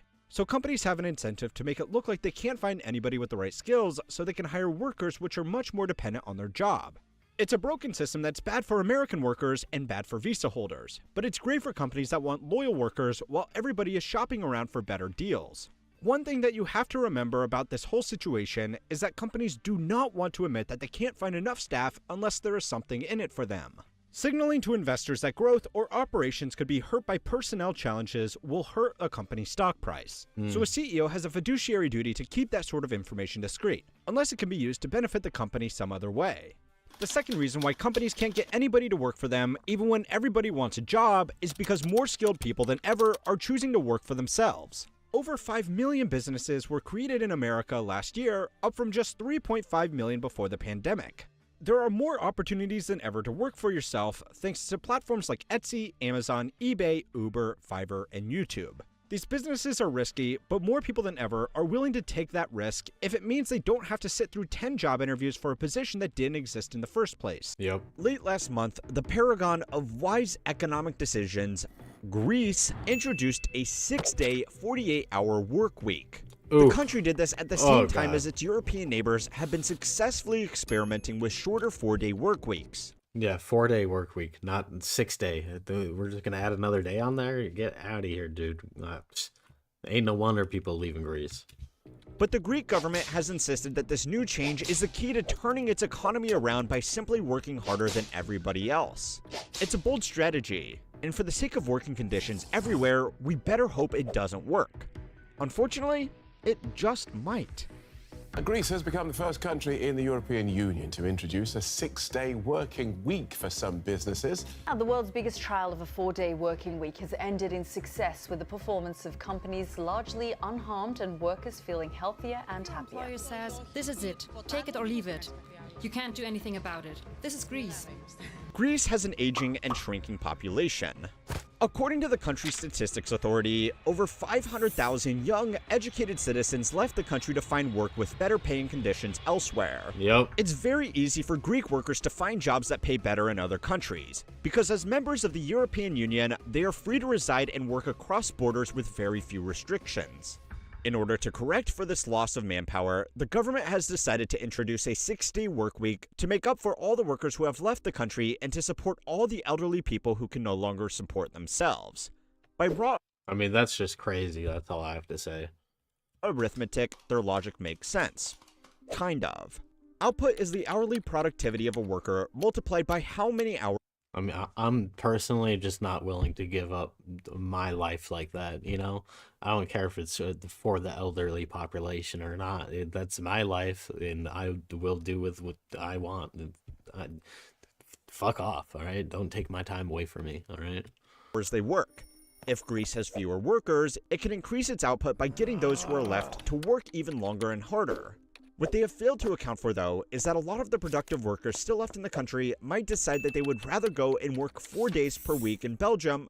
Yeah, damn right, dude. And I don't know why they would stay, like, honestly. For double the average salary than stick it out grinding 6 days a week for half the pay in Greece. If your country has a problem with young people leaving to find better work elsewhere, the solution is probably not to make working conditions even worse. But their new plan argues that by getting on their #grind, they can bring people back by just paying them more. There is also an argument that longer hours tend to be the hallmark of highly compensated professions. C-suite executives, medical practitioners, investment bankers, corporate lawyers, and senior tech workers all regularly put in long hours, and they are all generally well compensated for that time. These professionals are expected to be on call all the time and meet the demands of their clients and patients who simply can't wait. Hospitals have been routinely understaffed and have been relying on staff working longer overtime to keep operations running. These long hours have been linked to unnecessary patient deaths and worker burnout across the country. But doctors and nurses who are willing to stay on call for these odd hours can make an absolute ton of money. Investment banking teams are doing much less important work than medical professionals, and they spread their teams even more thin so that fees on transactions only need to be spread between a few overworked team members. In my own personal investment banking experience, even on very large deals, we never had a team larger than 5 people because managing directors knew that the analysts and associates had to grind it out anyway. And why would they share their bonus with more headcount? If Greece can become the place where people work harder, they should attract these kinds of high-paying jobs, right? Well, not really. Yeah, no. Greece already has high unemployment, and anybody who could work in these roles has likely already left to somewhere like London, Frankfurt, or come here to America. For most jobs, there is absolutely no need to be in the office 6 days a week. If you work in an office, you know that you have a set of tasks to do, and once they are done, your new task becomes looking busy for the rest of the week. But that's exactly the point. This law isn't really targeting office jobs. In fact, most of them are explicitly excluded from this law. Instead of magically creating high-paying jobs like promised, what this new law is really about is squeezing the most out of workers on the other end of the pay scale. Retail, transport, construction, and hospitality are jobs where companies just need someone behind a counter or on the tools for as many hours of operation as possible to serve customers periodically. So, you and me, we'll work the 6 days a week, while the rest of them, they can, have their 5 days or whatever, Screw them, right?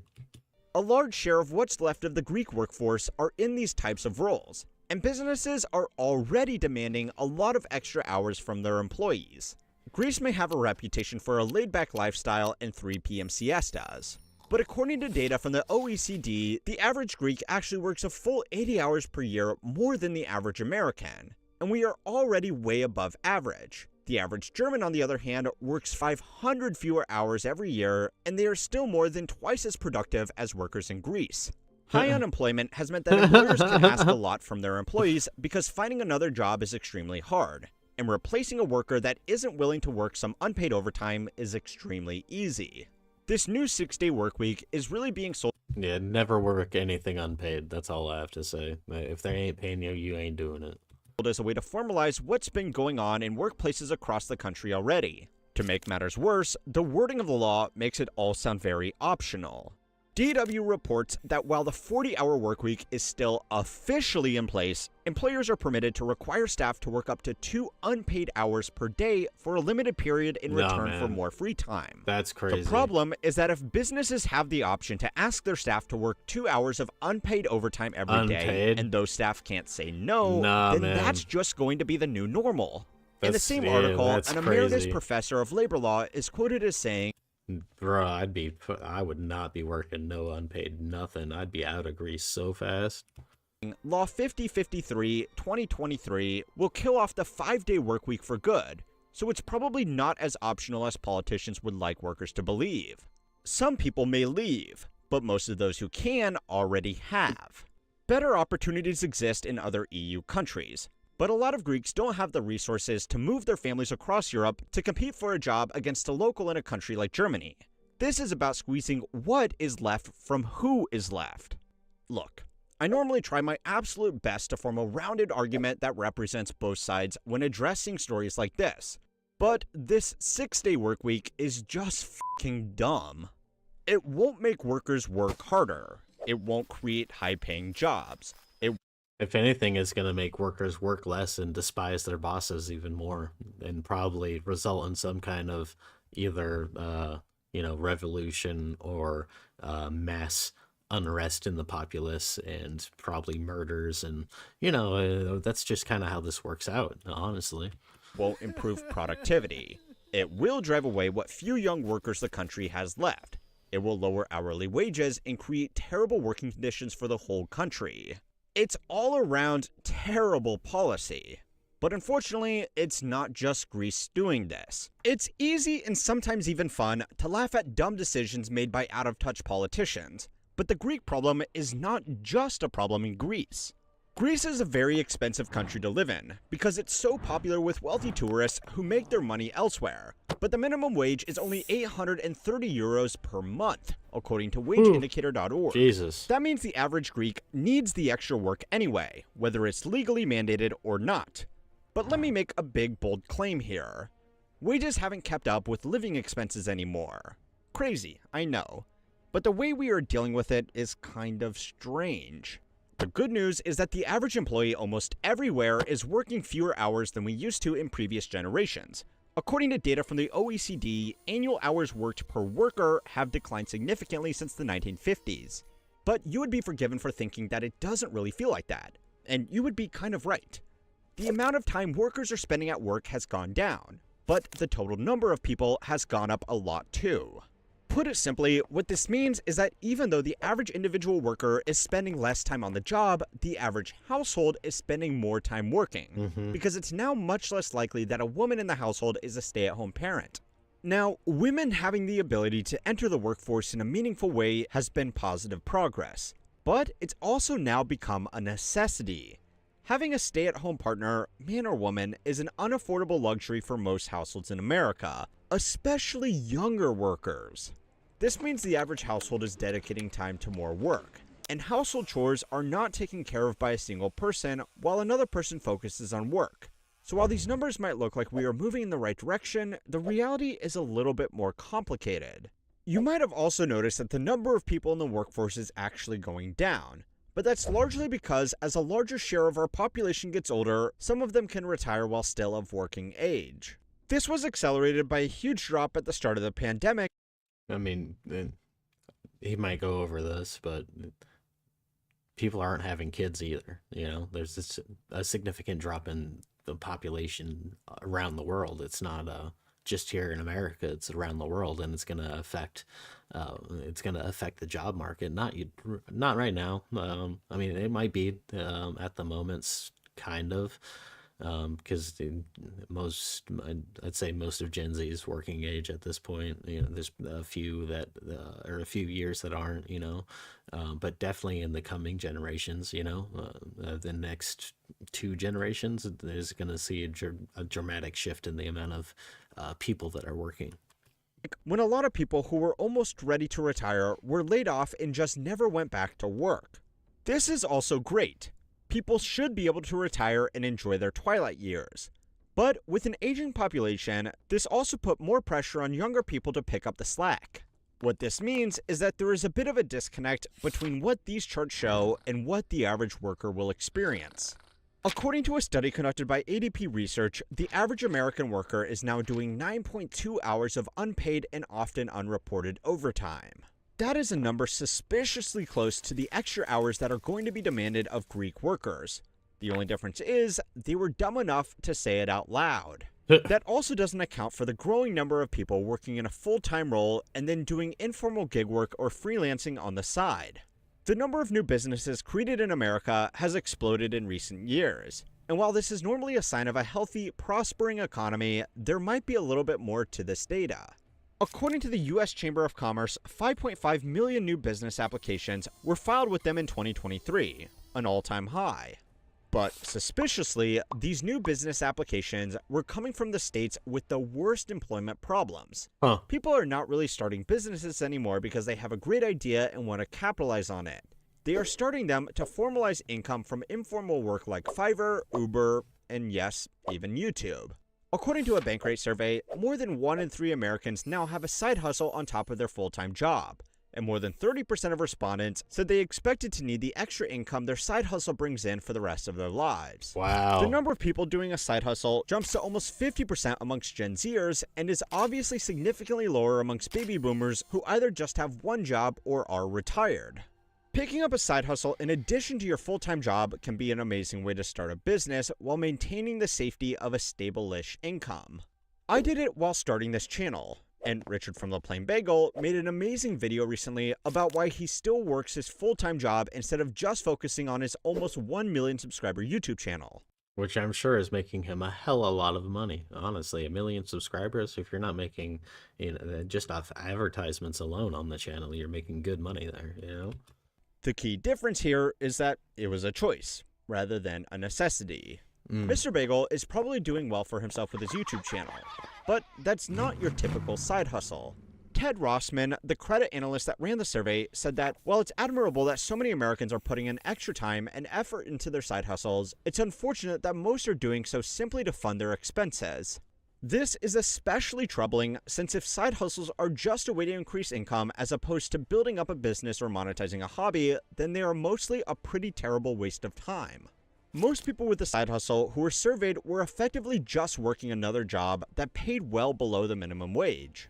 So while it looks like the amount of time you spend working has gone down, and you might even be lucky enough to live in a place experimenting with a 4-day work week, we haven't filled that extra time with leisure or just getting a good night's sleep. We have split domestic work, taken on second jobs and side hustles, and just stuck around answering Slack messages off the clock.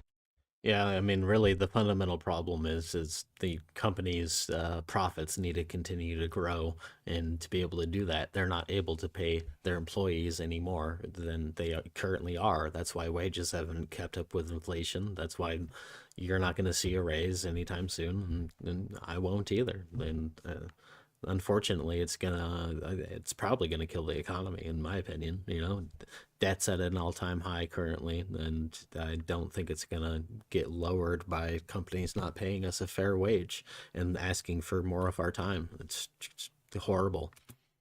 A lot of us are working 6 days a week. Greece was just the only one to admit it. Now, I'm going to be writing an article about the countries doing the opposite of Greece and reporting on how the 4-day workweek experiments have been going in my completely free email newsletter. So be sure to sign up for that at the link below if you're interested in reading these kinds of articles. Another big driver of people working all this extra overtime is to just scrape enough together for a down payment on a home. But to find out if real estate is inevitably always going to get more expensive, go and watch my video on how to make houses affordable, without destroying the economy, to keep on learning how money works. I mean, that was a good one. That was a good video. Alright. Oh, upper echelon. Okay.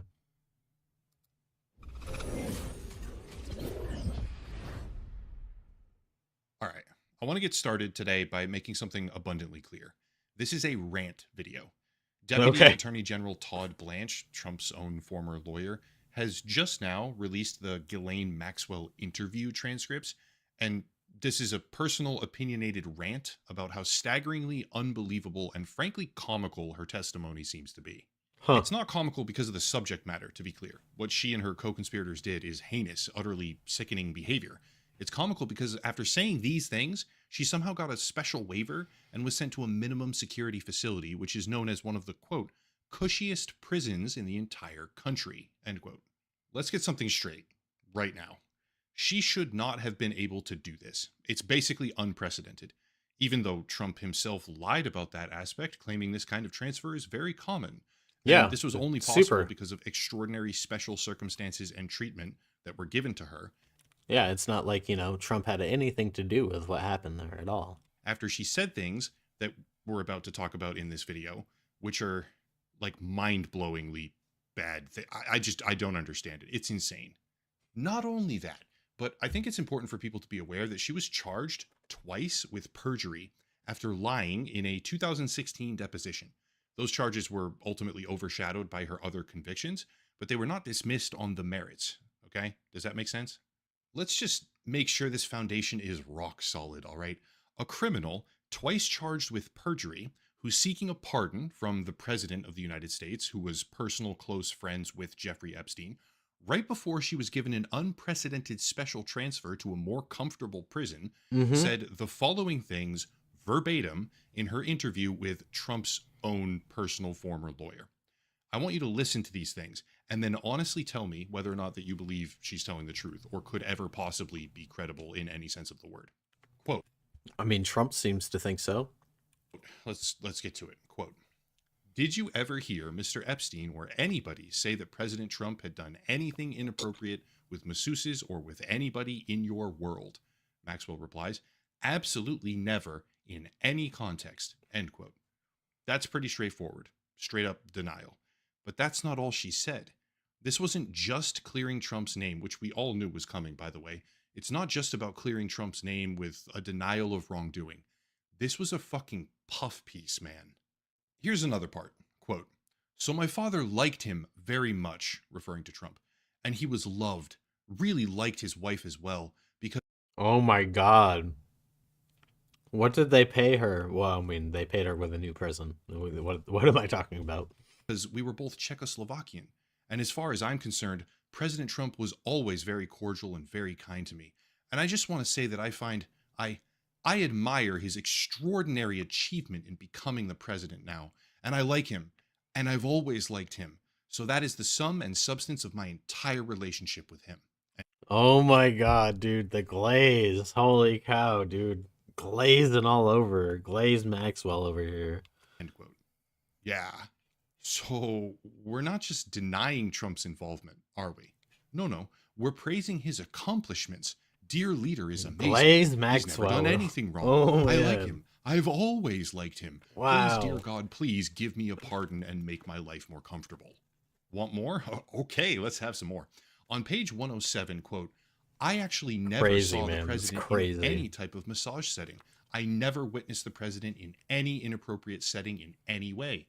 The president was never inappropriate with anybody. In the times that I was with him, he was a gentleman in all respects, end quote. Aren't there like other... she said some other shit, didn't she? I'm pretty positive. He was never inappropriate with anybody. Yeah, really? All of this glowing praise right before she gets insane special treatment, and we're supposed to believe that this is credible. We're supposed to look at these transcripts and then let it go. This administration is just honestly completely delusional. Would it surprise you to learn that they didn't record the entire transcript? No, it would not surprise me. Not surprised at all. Why would they?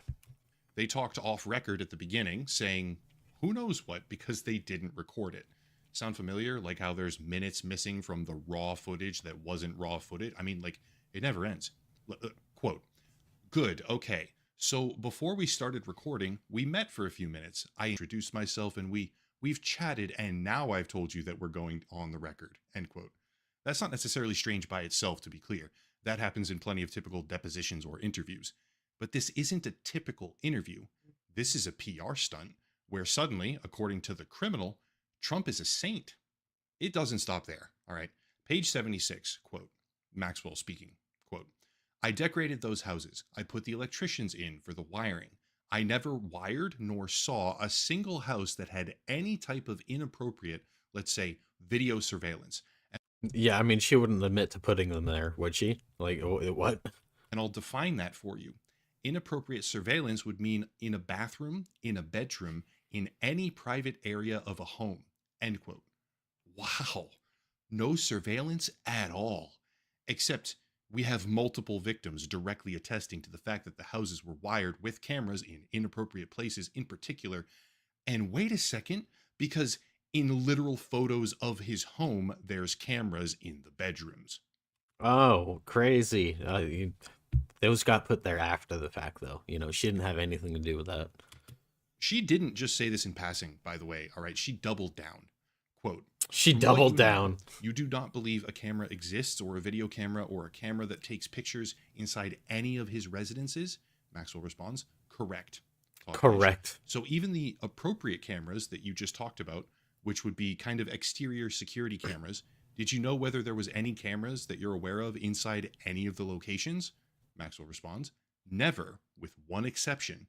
Todd Blanche, okay, what's the exception? Maxwell says, the exception is Palm Beach, and the reason, so in Palm Beach, Epstein was having money stolen. He noticed money was being stolen from his briefcase, call it his briefcase, and he called in the Palm Beach police, and they, the Palm Beach police, installed cameras on where he kept his briefcase, end quote. Oh, okay. So there were never... The police did it. It wasn't me. I didn't do it. Internal cameras, even though multiple victims directly attest to the fact that there were, some of them on record, and Trump never did anything wrong ever. But wait, because what the fuck are these then? Look, it is abundantly clear why she's doing this. She wants a pardon. But there's another reason, which is very plainly discussed in these interviews as well, and goes a little something like this, after she's asked about whether or not Epstein killed himself. Quote, I do not believe he died by suicide, no. Oh, yeah. And do you believe that, do you have any speculation or view of who killed him? Maxwell, no, I don't. Blanche again. And I ask that because if you don't believe that there's any truth to the allegations of blackmail, or that he had a kind of list, or that he had reasons to have people hate him, why would somebody kill him in prison? Maxwell says, in prison, where I am, they will kill you, or they will pay. Somebody can pay a prisoner to kill you for $25 worth of commissary. Wow. That's about the going rate for a hit with a lock today. End quote. Ah, okay, there it is. She's afraid. She's afraid for her life. So she does an interview, absolutely lavishes Donald Trump with praise about how perfect he is and how extraordinary his accomplishments are and how she's always liked him. Mm-hmm. She lies repeatedly, says things where the literal photo evidence contradicts her, and then she gets moved to a minimum security daycare prison. Justice. Ah, the American way. You would have to be functionally... I mean, it is the American way. You got to know somebody to get something. Brain dead to look at this interview and see anything credible whatsoever. Maybe some of what she said is true, maybe not. But the sad reality is that nothing this woman says can be considered trustworthy in any sense of the word, and this entire thing is yet another PR stunt, which does nothing to serve justice to victims, nothing to make the world a better place, and everything to massage the ego of a president who who is now mired in the scandal of a cover-up which stinks to high heaven and also refuses to die. Honestly, there's a whole lot more contained in here, but I'm not even done reading these yet. There's a lot of text here and a lot of audio as well. Dissecting this will take a tremendous amount of time. Many people have already begun doing so. As an example, she talks about a billionaire woman from Ohio who was supposedly a client of Epstein's, an unnamed one as of yet. Okay. I'm sure people are going to dig into that rabbit hole extensively. But the easy, immediate, and undeniable takeaway from this interview is that it's a sham, a joke, and frankly, an insult. The woman wants a pardon. She damn near got one so far, by the way, after praising Trump. And yet we, the people, are left to wonder how far they're going to go with this hilariously bumbling cover-up, which in my opinion is consistently making the issue worse for them. Yeah, it really is. I'll certainly be looking for more detail on this and trying my best to dig deeper, at least over the next couple of days. But for the time being, I think we need to be persistent with our vocalization, I guess, that just because you stand up on a fancy stage and tell everyone there's nothing to see here doesn't actually make it so that there's nothing to see. I've used the quote before, but that line from 1984, George Orwell, seems to ring more and more and more true with each passing day. Quote, Facts. The party told you to reject the evidence of your eyes and ears. It was their final, most essential command. End quote. What this administration is doing right now feels like a request that everyone who supports them should reject the evidence of their eyes and ears. It doesn't matter if Trump was his friend. It doesn't mean anything that none of the statements ever line up. It isn't relevant that the files are being withheld and it's just the fake news media lying to all their viewers. I understand that the world of conspiracy is fully appealing. I understand that some people overindulge in that kind of material on a daily basis, but we have to recognize that there's middle ground. The most extreme conspiracy theories often go too far with little evidence, but this cover-up is the other end of that extreme spectrum. It's an absurd display of narrative contortion, where the evidence suggesting that there's more to see and more to know, which is being deliberately suppressed, is overwhelming at this point. It's crazy. At the end of the day, my part to play is just speaking honestly, I guess, about this stuff and maybe making a few more people aware of details that they didn't already know. But I'm sorry to say that I'm starting to feel like there's no real avenue for justice in all this. They are so brazen about all this stuff now. It's almost as if the guillotine finally dropped and they know for certain that real accountability is dead. I hope not, sincerely, but it's hard not to think that it is after reading these type of transcripts and witnessing the level of deception on display each and every day with this administration's cover-up of the Epstein situation, okay? There's no other way to describe it. Anyway, that's it. If you want to support the channel, there's plenty of ways to do so down below. A special VPN deal, locals and Patreon, monthly memberships. I'm working on another video as well about Trojan horse ethics, and also it has to do with AI. That'll be done soon. But yeah, as always, thank you all for watching. Question everything, especially this stuff. Yeah. And have a nice night.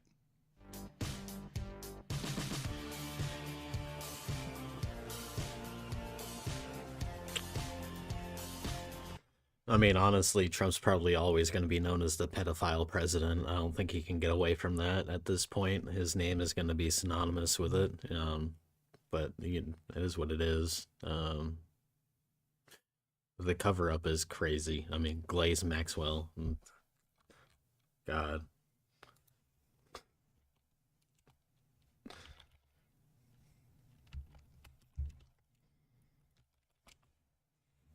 Glaze Maxwell. All right.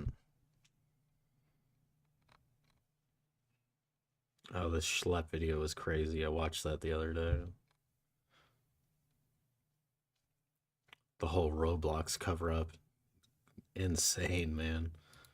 We begin this hour with the clear message Donald Trump made during his campaign, which has continued through these last 7 months.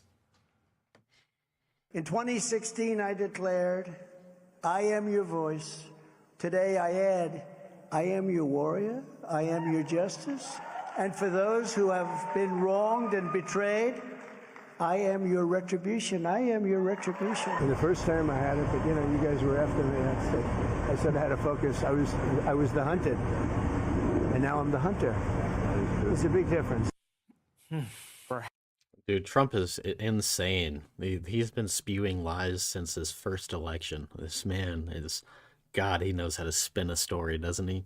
Perhaps the biggest difference is that this time he comes equipped with a Justice Department that appears willing to answer his calls, whether directly or indirectly, and has been quite busy going after those who Trump would claim are his perceived enemies.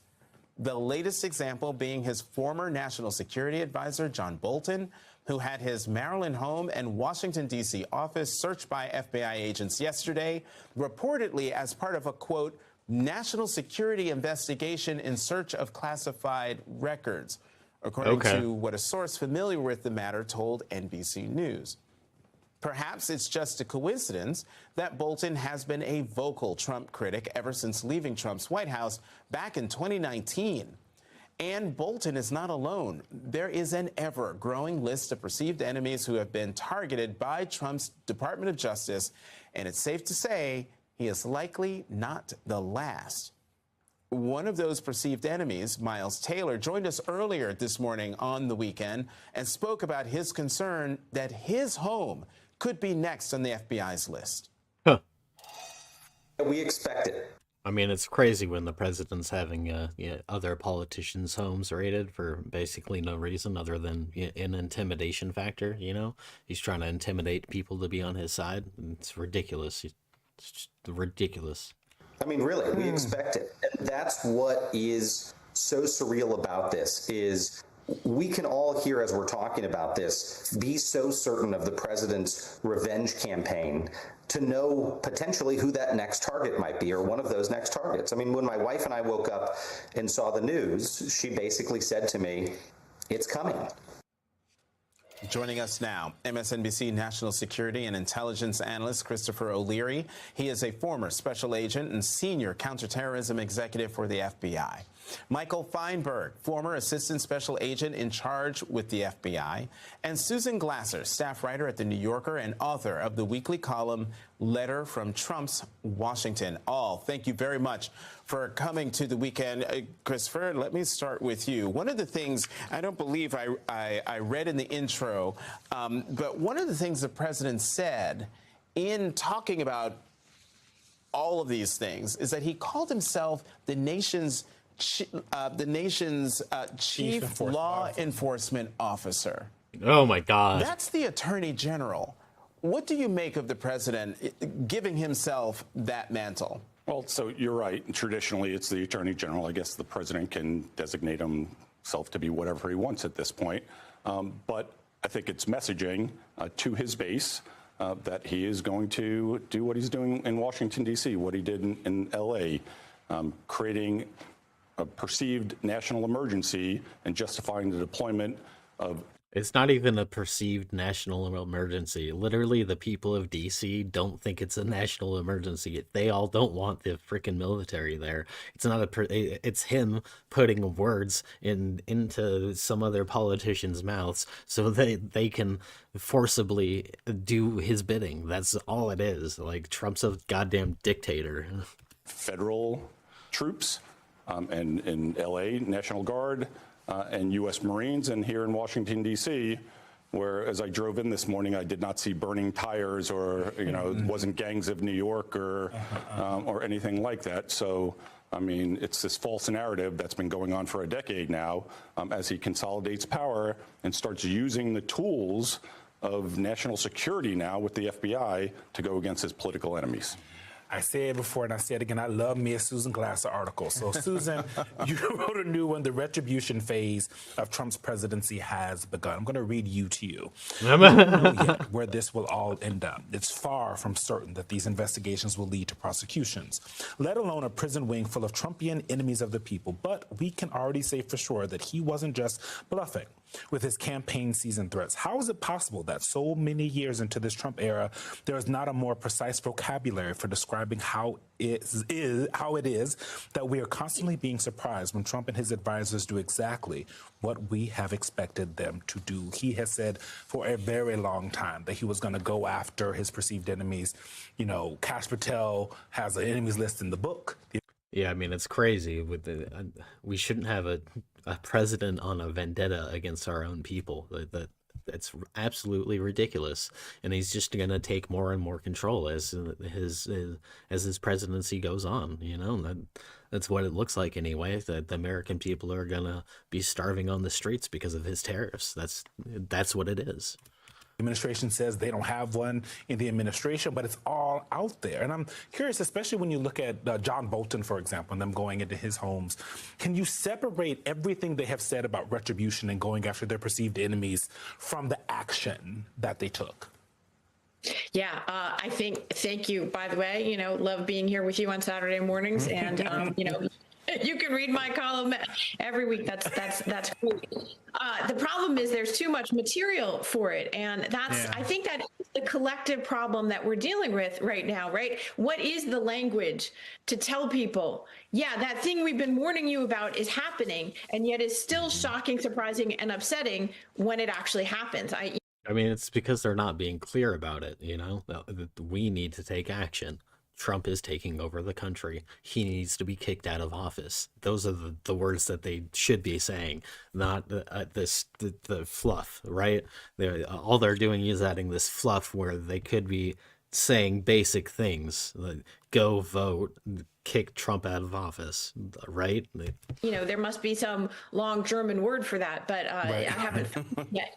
And I feel like, and yet it's fascism. Very important. I think that's the word, I believe, fascism. to be able to maintain a sense that this is, shattering norms, rules, expectations, and possibly laws as well. And so how do we maintain that balance? We're only, barely 6 months or so into this. Imagine where we're going to be in a few years, because I think that point is very important that was already mentioned, which is, he didn't get all this power. He didn't go to all this effort to consolidate this power in himself, in the Justice Department and the FBI, in order not to then use it. So this was always, I think, an inevitable next phase. But it's also very much connected with, even if he doesn't prosecute these people, even if they don't end up in jail, the chilling effect of it, I think, is very real. I have already experienced, as I'm sure you have, sources who were willing to speak out previously about Donald Trump, who worked for him, who are afraid to do so now. The chilling effect in Washington is one of the main consequences of actions like this, and it's much broader than what happens to John Bolton. I mean, Washington should be on fire. Washington should be angry as hell with what he's doing. The American people should be angry with what he's doing. Honestly, it's outrageous the way that he's running this country straight into the ground. It sends a message, I think, to a lot of other people who are very powerful witnesses, in effect, against Trump. And, let's be real.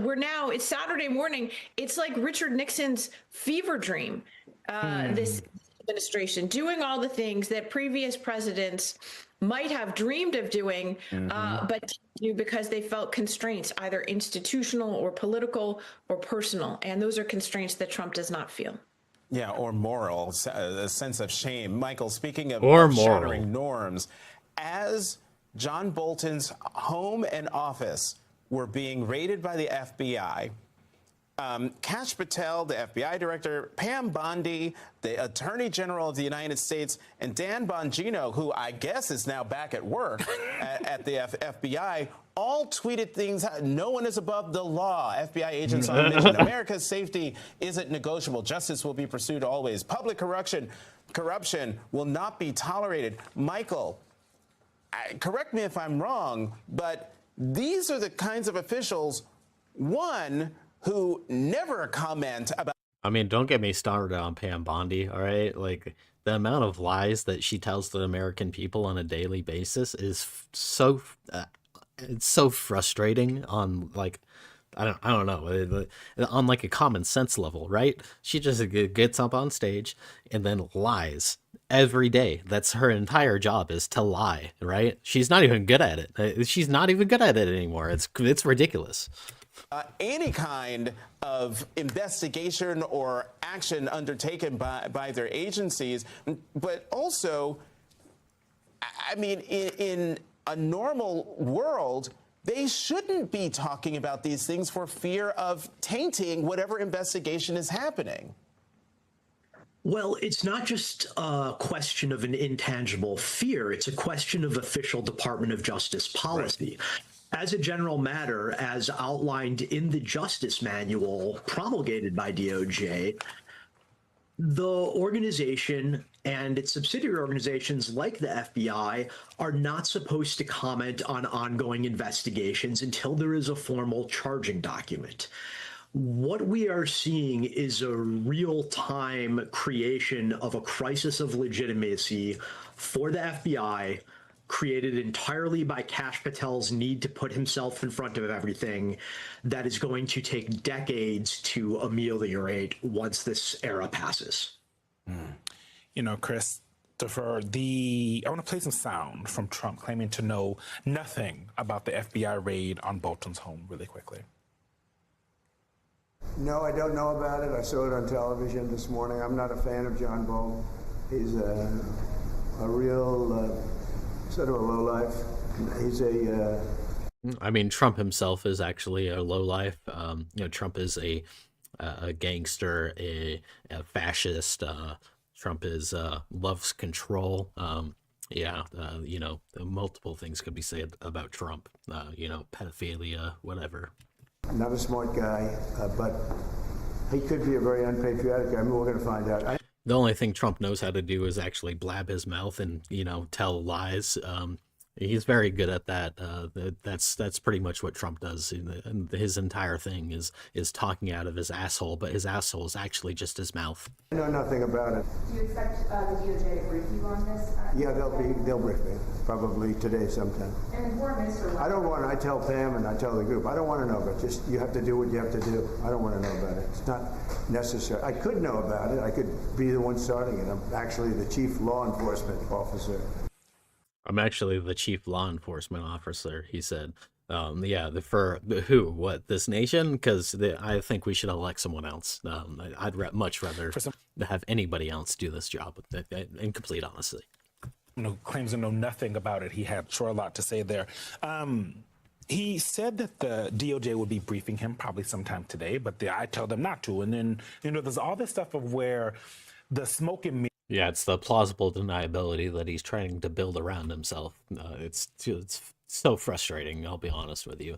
And it's lies. He's just lying. That asshole mouth, his mouth is literally shaped like a sphincter. If you look at it close enough, it's almost the same color even. It's quite resembling a sphincter, and he just uses that to spew shit out into the world. That's what Trump does. For people who are watching to say, no, I could be involved, but I'm not. But we all are watching and talking to sources that are within this DOJ and folks like you who have been a part of the law enforcement apparatus of this country for a very long time. That's not the case. He is very involved. And even if he's not giving direct, telling folks exactly what to do, the wink and nods are there. He's made very clear what he wants. Yes, and for somebody who's interviewed and interrogated countless people over the years, that's not screaming of an honest answer to me. Right. So just throw that out. Yeah. If the FBI was arresting somebody in Queens, New York, on a document fraud case, the president probably wouldn't know about it. If they're arresting his former national security advisor, I guarantee you he knows about it and had a hand in it, especially if the information seems to be coming from the CIA director. And everybody throughout DOJ and obviously this administration are political appointees and fierce loyalists to the president. He is in the know, likely, on most of this stuff. So, that's problematic. Back to what you were, the tweets, Kash Patel LARPing yesterday, which is what he's been doing since the beginning, patently unqualified for the job. Likens himself to a wizard protecting the president, the king. I mean, that's exactly what we saw play out yesterday. Now, is Ambassador Bolton, does he have information or documents? Well, that remains to be seen. But the political influence on all of this is what should be concerning, because the FBI has incredible capabilities and power that should not be turned against political enemies. Susan, the FBI Director Kash Patel was on Fox Business yesterday, and just listen, on Wednesday, listen to what he had to say about the FBI's search of Mar-a-Lago in August of 2022, 3 years ago. The answer has been definitive. There was no crime. There was no predicate to go and invade Donald Trump's home. We have answered that definitively. And so when they do raids like Mar-a-Lago, now the American public knows it was made up, it was completely false, it was completely unconstitutional pursuant to our judicial courts. And so, Susan, he says there was no predicate to go and he says, invade Donald Trump's home. In the 7 o'clock hour, we put up a calendar. There it is. It started in May of 2021 with the archives asking Trump to return the missing presidential records. And you can see 6 more events of them trying to get the documents back. And then in August of 2022, 3 years ago this month, the FBI got a warrant to search Mar-a-Lago. So what's Kash Patel doing here by saying there's no predicate to go and search Donald Trump's home when there it is, right there in black and white, but also we watched it in real time? Yeah, well, I mean, it's another shocking breach. You want to talk about norms and protocols, but this is the director of the FBI selling out his own agency. Remember also that he is calling into question the actions, the lawful actions of many, many hundreds of people who work for him now as the director of the ostensibly, but no longer nonpartisan FBI. So, you know, I think it's important to note that he's telling the FBI workforce, I will choose the lie over the truth when it comes to Donald Trump, and also when it Yeah, basically he's saying, I'll protect this president at all costs. I don't care. I'll fire you. Comes to your own actions. The fact that it was set up right before this raid makes it all the more resonant a comment, because let's remember they found actual classified documents, large numbers of them, in Donald Trump's residence at Mar-a-Lago. And so, again, it's the inversion of truth. It's the opposite of truth that you're hearing from the director of the FBI. Lie. A lie. And it's that undermining of the credibility of the entire agency that works for him that really strikes me there. And then just one other point, which is John Bolton. We don't know yet if there is any basis for this case or not. We do know that in Trump's first term, his Justice Department sought unsuccessfully to question the publication of Bolton's memoir in the room where it happened on the basis of saying that he was improperly disclosing information. They did not succeed in stopping the publication of that book. There was an investigation that was launched by Trump's Justice Department in the first term. That investigation was ended after Trump was defeated and left office and during the Biden administration. So are they resurrecting an investigation that was already disbanded? Is it a new investigation? We don't know that. We also don't know why they couldn't have handled this the way that they normally handle things, which is to negotiate with Bolton and his lawyer rather than staging what appeared to be a very public show just a few days after Donald Trump tweeted in outrage because John Bolton was publicly commenting and pointing out that his efforts to mediate the Russian war in Ukraine were so far coming up empty and were failing. And, you know, remember, this is the same week. It's only been 1 week in which Donald Trump have made a great deal and to have brokered a meeting between Vladimir Putin and Vladimir Zelensky, which hasn't happened. And that's what John Bolton has been on television talking about all week long, is the fact that Donald Trump is once again lying to people, puffing up and misrepresenting his efforts on the world stage, which look quite embarrassing to the United States. Just a week. That's crazy. Christopher O'Leary, Michael Feinberg, and Susan Glasser, thank you. Ridiculous. Yeah, I mean, this administration is fucking ridiculous. The amount of lying that's going on to the American people right now. The gaslighting of us about the economy. Never been the greatest economy. This economy fucking blows, dude. Don't get me fucking started on this economy. It is so crazy. Guys, I've got really, really bad news. if you're not an accelerationist, and really good news if you are. After months and months of pressure from Donald Trump, it looks like Jeremy Powell is finally starting to signal interest in rate cutting on account of the slowdown of the economy. He did a talk just earlier. Where is that? Here it is. Yeah, it's mostly about the jobs market. I mean, if you're looking for a job, then there's no fucking jobs. This is grim business, by the way. This year to a pace of 1.2%, roughly half the 2.5% pace in 2024. The decline in growth has largely reflected a slowdown in consumer spending. Mm-hmm. As with the labor market, some of the slowing in GDP likely reflects slower growth of supply or potential output. Turning to inflation, higher tariffs have begun to push up prices in some categories of goods. Estimates based on the latest available data indicate that total PCE price. What the fuck is this?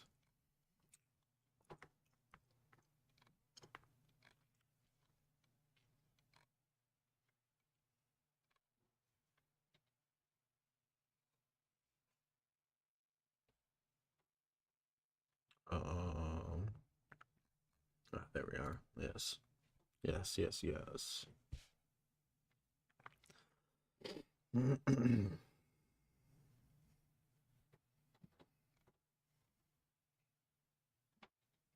He came back, dope.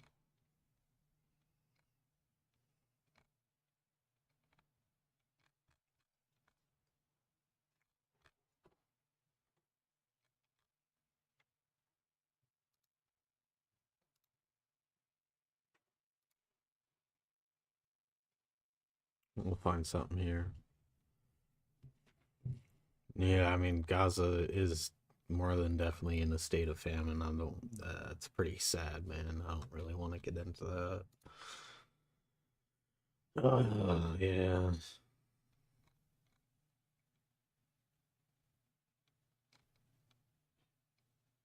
Texas approved the new map, so they're officially redistricting. That sucks, man.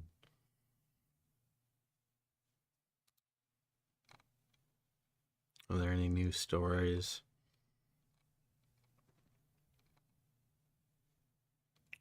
Oh yeah, man. FEMA. God. We're getting rid of FEMA? Oh my God. And as you just heard here, Democrats in California are now sprinting to redraw their own state congressional maps in their favor to counteract the Texas gerrymander. Governor Gavin Newsom says that the maps would be temporary and subject to voter approval. So let's get the status now of this fight from California's Lieutenant Governor, Eleni Kounalakis. Lieutenant Governor, thank you so much for joining us here. Let's get right to it, because in your view, how is the redistricting effort in California different from what Republicans are doing in Texas? Well, it's very different, Gio, and thank you for having me on to talk about this. It is very different because Texas is doing it so that Trump doesn't lose support, and that's like the only fucking reason why they're doing it, you know? And this is basically a retaliation. And I don't, this is how Civil War started, baby. This has been going on in the country for quite some time. For the last 20 years in California, we have had independent districts drawn with an independent committee. But across the country, we've seen gerrymandering by the Republicans just getting worse and worse. In fact, our members of Congress have tried to introduce the California system to Washington as a fair system for the country. But what's happening right now in Texas with Trump calling and basically saying, find me more congressional seats, it's really just the last straw. And so the people of California, the legislators, Yeah, I mean, it's no surprise California is upset with Trump. The whole freaking U.S. it really is. I mean, he has a 40% approval rating at this point, so the majority of the U.S. is not in support of Trump. The governor are really just fighting back and saying enough is enough. We need to do our part to make sure that we have fair representation in Washington. And this is really the only way that we can do it. So I know we're expecting a vote tomorrow. What happens next in the process here? Well, again, President Obama just endorsed the effort because he said, look, this is actually really a measured approach. The commission will stay intact, but for the next 3 election cycles, the maps that will be used will be ones that go to the voters on November 4th. So if voters approve those maps, they'll be used for 3 election cycles. And frankly, hopefully, this crisis in American democracy that is led by Donald Trump and the MAGA movement, hopefully we will have overcome it by then, and we can go back to the independent districts and the commission that has served our state so well. So it's temporary, it's fair, it's transparent, but at the same time, it addresses what's really happening, which is Donald Trump trying to suck up all the power of this country into his hands to do what he wants with it. Yeah, I mean, Trump is he's bleeding this country dry, man, whether it's economically or the power-wise or anything. And everything Trump is doing is resulting in the downfall of America, and it's really just a shame to watch. Take away women's rights, to take away people's health care, to go door to door sending ICE agents to tear families apart. Californians do not like what this administration is doing. And so America doesn't like what this administration is doing. We believe that this is the appropriate thing to do. We put it before the voters. If they want to take their power back again and fight back against Donald Trump, this is their chance. So you just mentioned there former President Barack Obama's support, and at a fundraising event last night, he did call Governor Newsom's approach responsible to combat the redistricting in Texas, even though he said his preference would be, quote, that we don't have political gerrymandering. Do you agree? Absolutely, we agree. Oh, yeah. We shouldn't have political gerrymandering, but if you're gonna start it, then yeah, we're gonna do it. Like, what the hell? Come on! Oh my God. Congresswoman Zoe Lofgren has been bringing this before Congress members now for years, saying, here's the California model. It's fair. Let's do this across the country. But what we know is that in a lot of these red states, they've been gerrymandering away Democratic seats for a very long time. And so what happens is the voice of Americans is not heard in the proportions that it should be because of the Republican gerrymandering. So we're willing to fight back. We're doing it, linking arms with Californians across the state. It will be up to California voters ultimately to decide if we do this. And as President Obama said, if we can get the California standard everywhere, that is absolutely the best solution. But what MAGA has been trying to do now for really a generation is have majority power with a generation is fucking pushing it. Let's be real here. I don't know how long a generation is, but we're pushing it, all right? Minority votes. And that's really what this fight is all about. This is an issue that so many across the country are talking about right now. Lieutenant Governor Eleni Kounalakis from the Golden State, thank you so much for your time tonight. Thank you for having me. You know, Trump is still the only administration that's ever made me care even a little bit about politics, and not for the good reasons, right? And it's because he's the only president who's ever directly affected my life in a meaningful, bad way. It has made me rethink a lot of things, honestly. I hate this administration, and yeah, I regret not voting, honestly. I wish I voted last time so I had the right to complain more. I mean, he's affecting my wallet, so I feel like I do have, a pretty good right to complain, but not as much as someone who voted for the opposition. Let me tell you, if I voted for, was it Biden? God, I don't know, Biden was a horrible choice, too. I hate politics. I fucking hate politics so much, man. I wish I didn't have to care. I wish I didn't care. Honestly, I do care, but I wish I don't. Oh, yeah. Look, I got to take a shit.